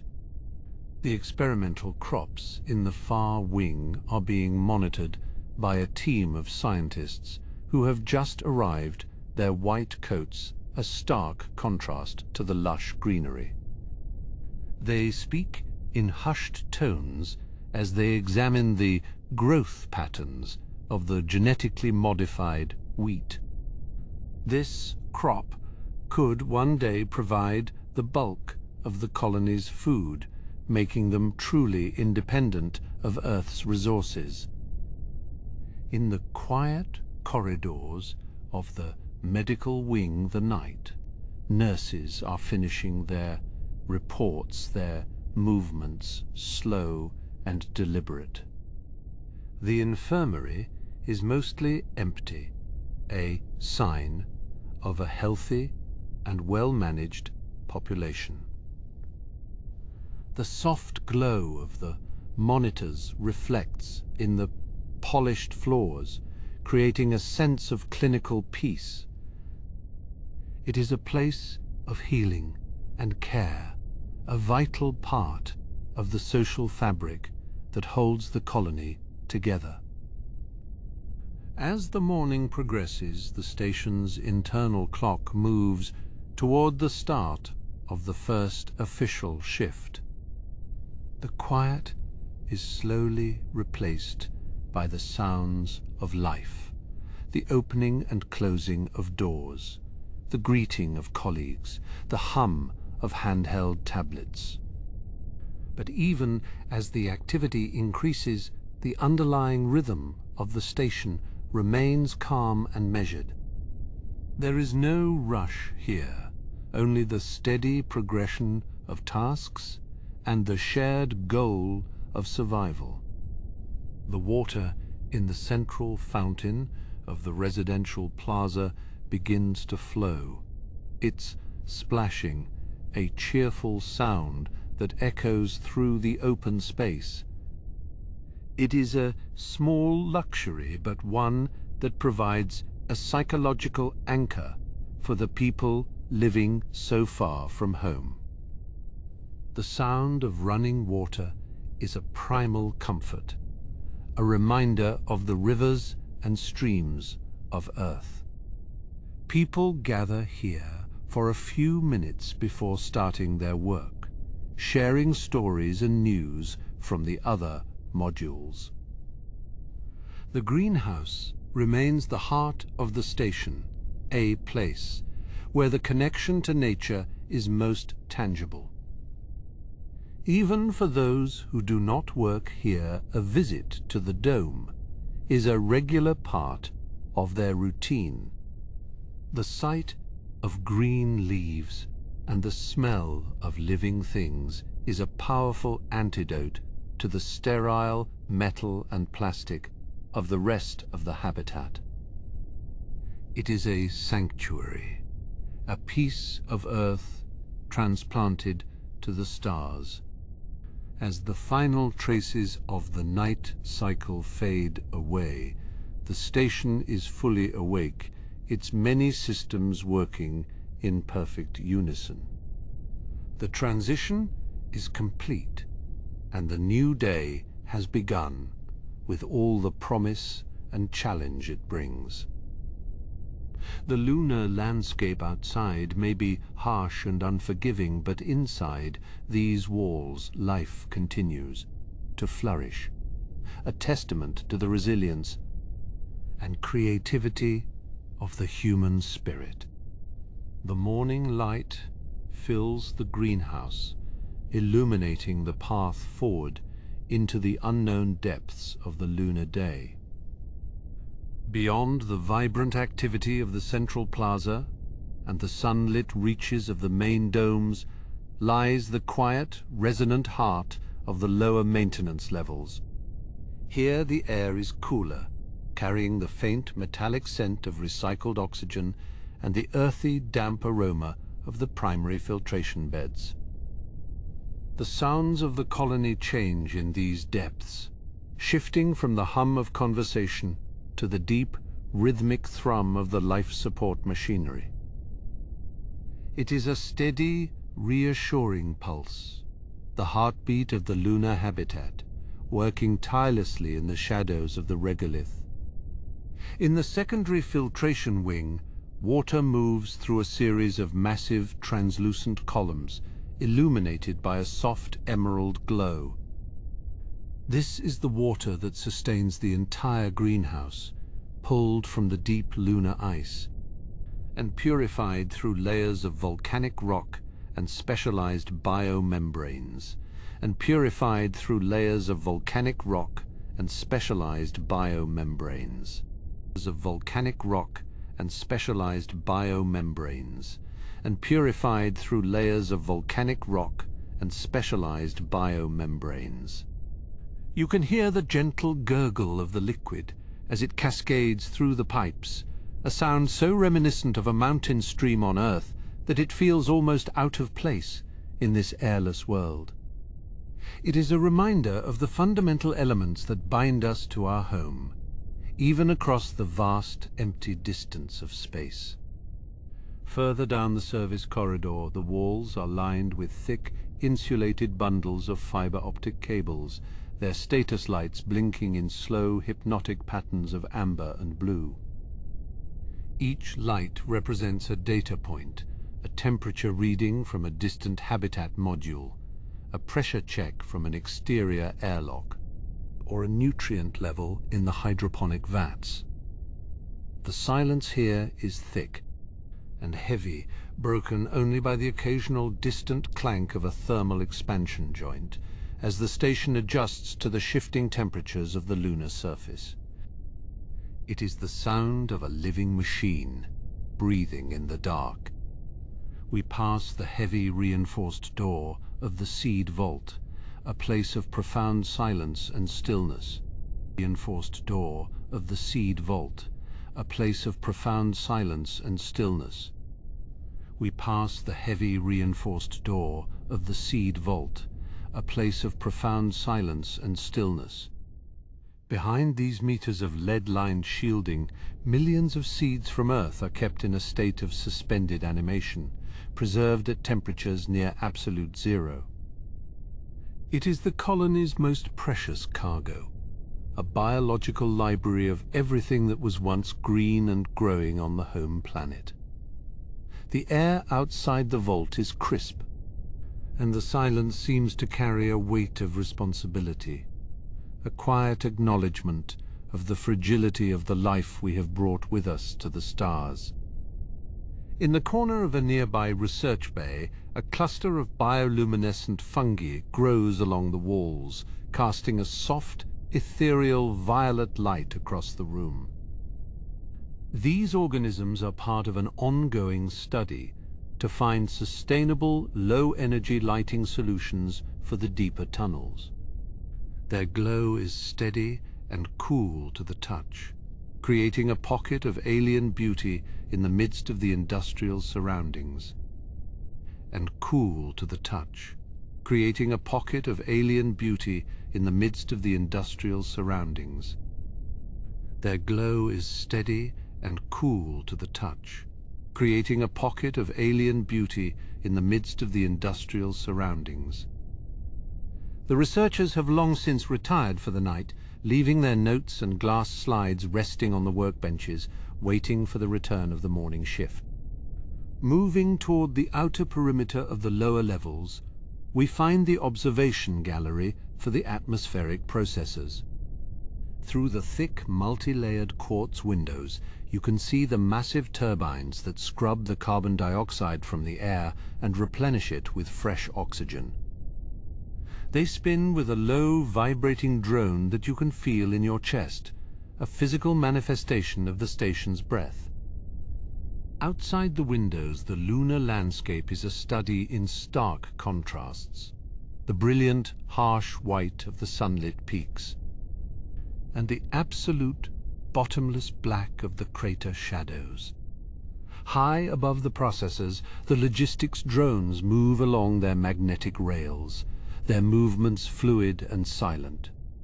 They carry crates of harvested greens and trays of experimental seedlings, moving them from the growth chambers to the distribution hubs. Their optical sensors glow with a soft red light, scanning the barcodes on the containers with mechanical precision. There is no urgency in their work, only the steady, tireless efficiency of machines that do not know the meaning of fatigue. They are the silent caretakers of the greenhouse, ensuring that the flow of life never falters. In the quietest corner of the maintenance bay, a single technician sits before a wall of monitors, their face bathed in the soft, flickering light of the screens. This is the night watch for the infrastructure, the person responsible for the invisible systems that keep the colony alive. They move with a slow, practiced grace, checking the pressure gauges and the power distribution grids with a calm, focused intensity. There is a sense of peace in their solitude, a quiet pride in the knowledge that their vigilance allows thousands of others to sleep in safety. As we follow the curve of the outer hull, we reach the communications relay room. Here the air hums with the energy of high-frequency transmissions as the station sends its nightly reports back to Earth.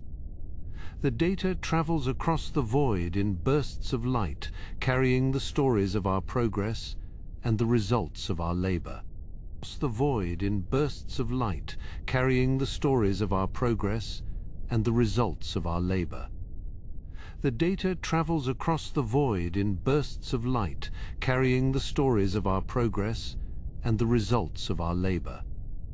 It is a thin, invisible thread that connects this lunar outpost to the rest of humanity, a reminder that we are not truly alone, even in the vastness of the solar system.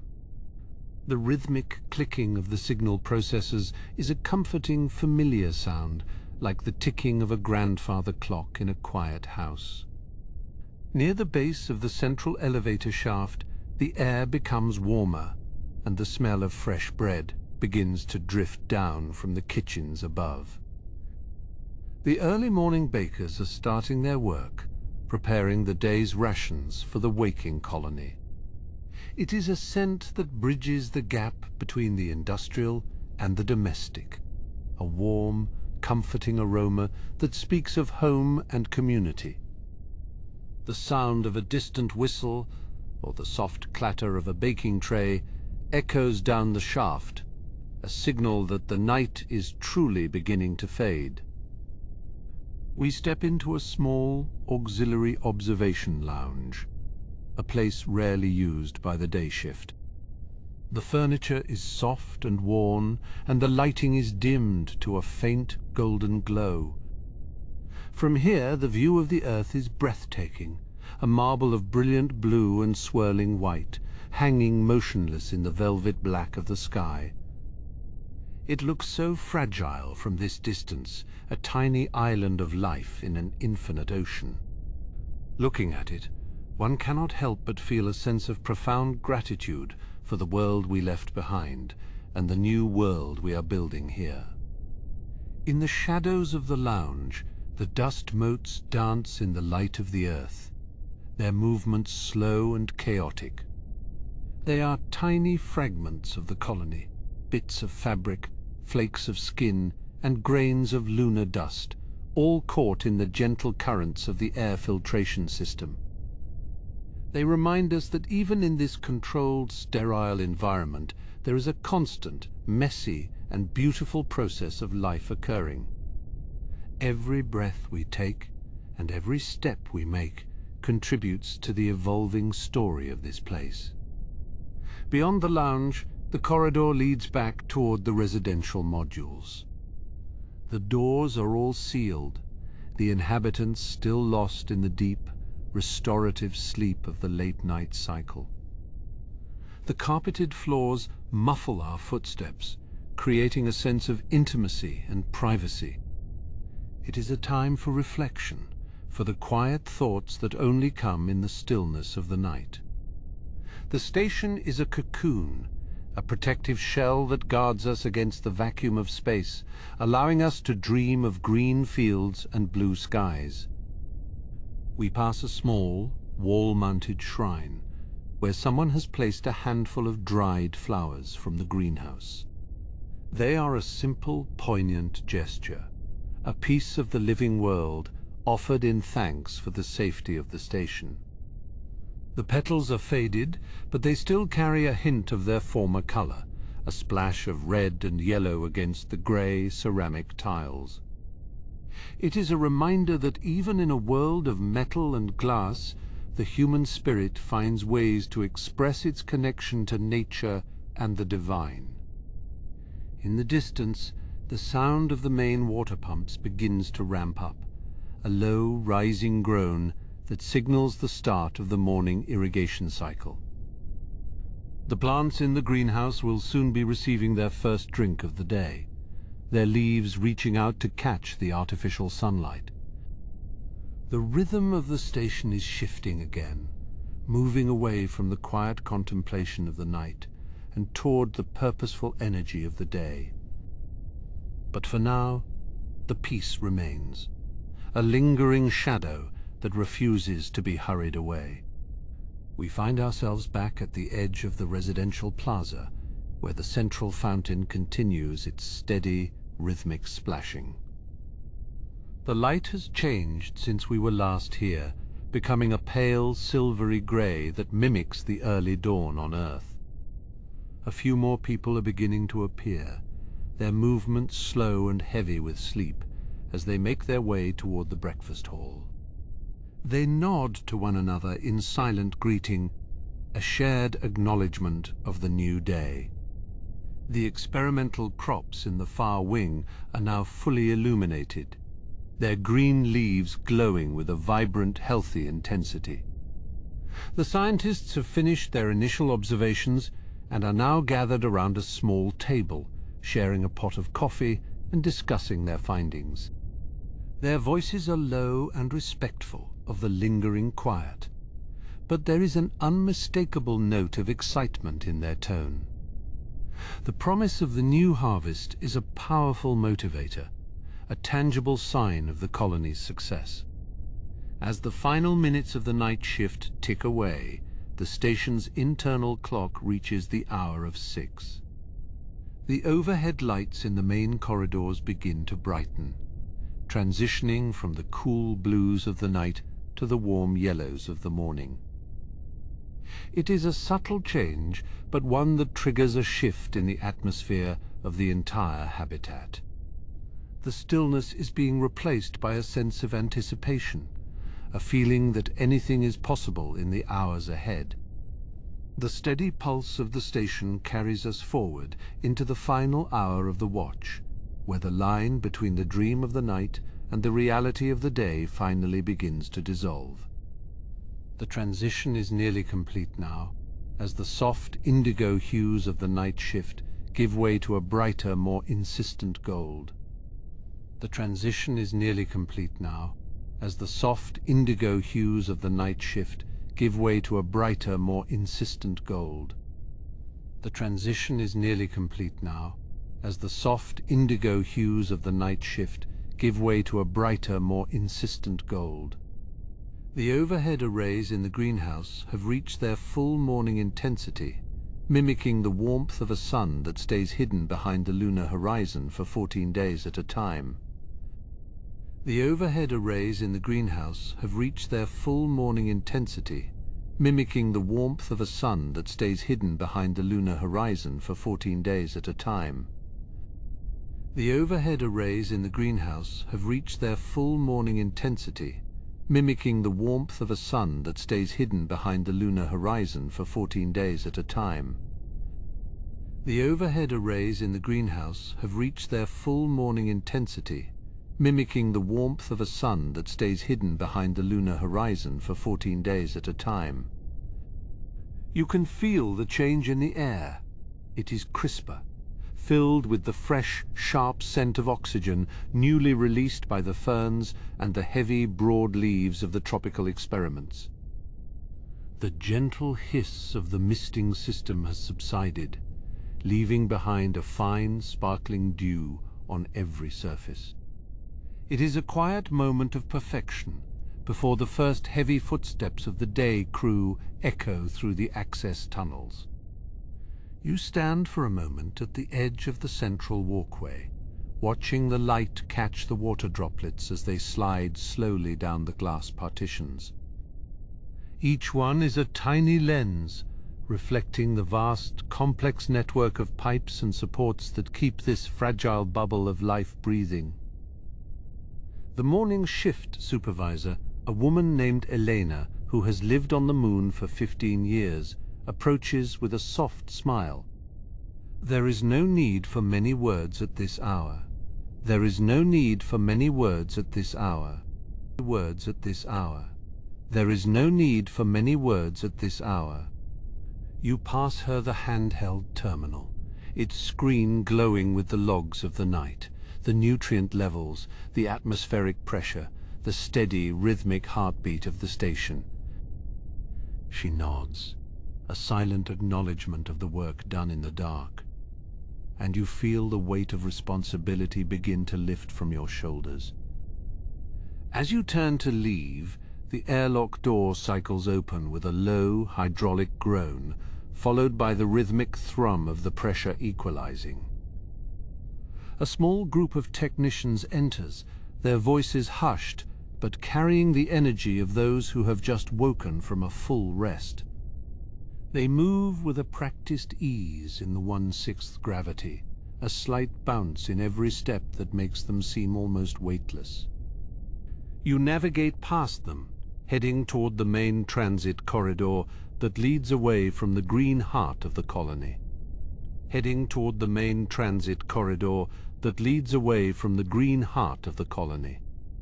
You navigate past them, heading toward the main transit corridor that leads away from the green heart of the colony.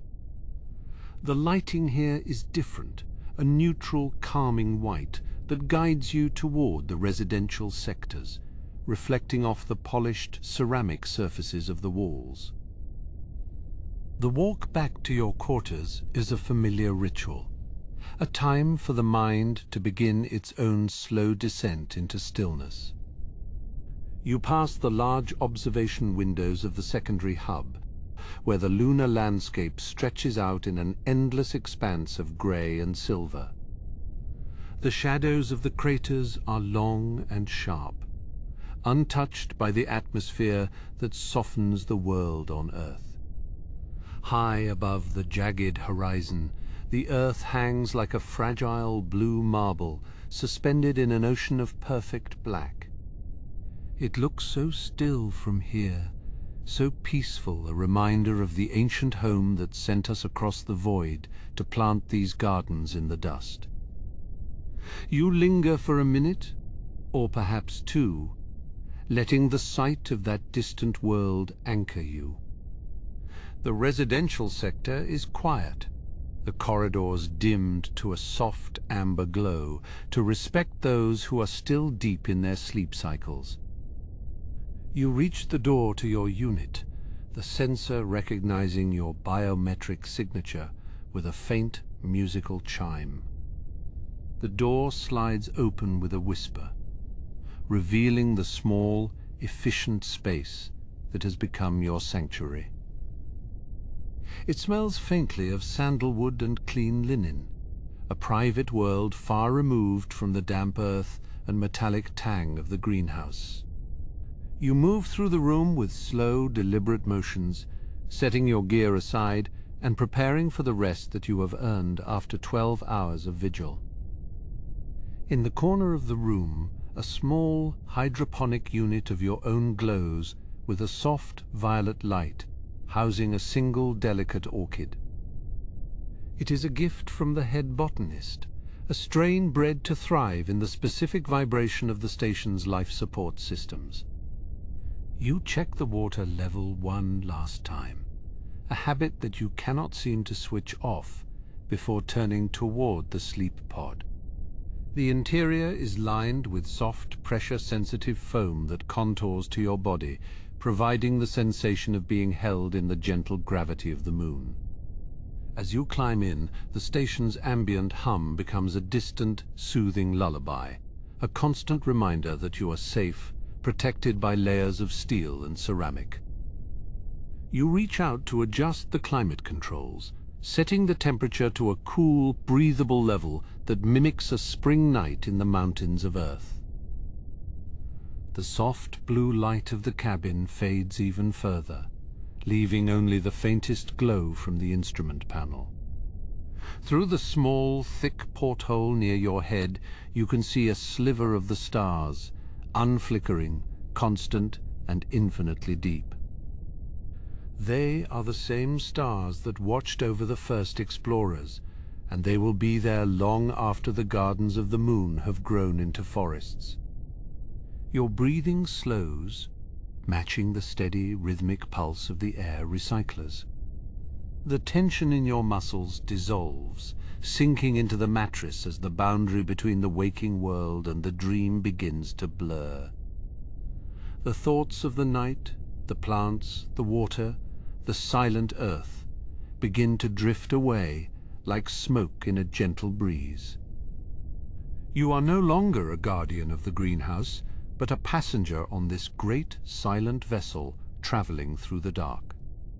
The station continues its work without you, the pumps and the filters and the lights all playing their part in the symphony of survival.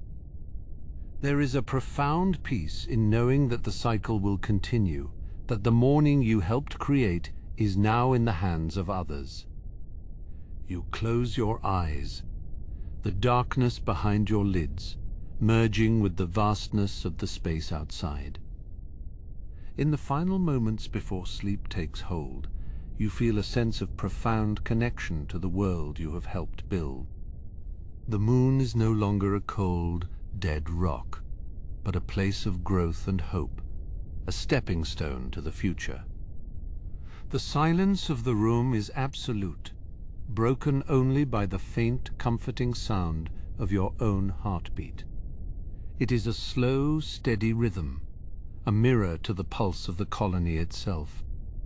You are home, here in the silence of the lunar night, wrapped in the warmth of the machines and the memory of the green leaves.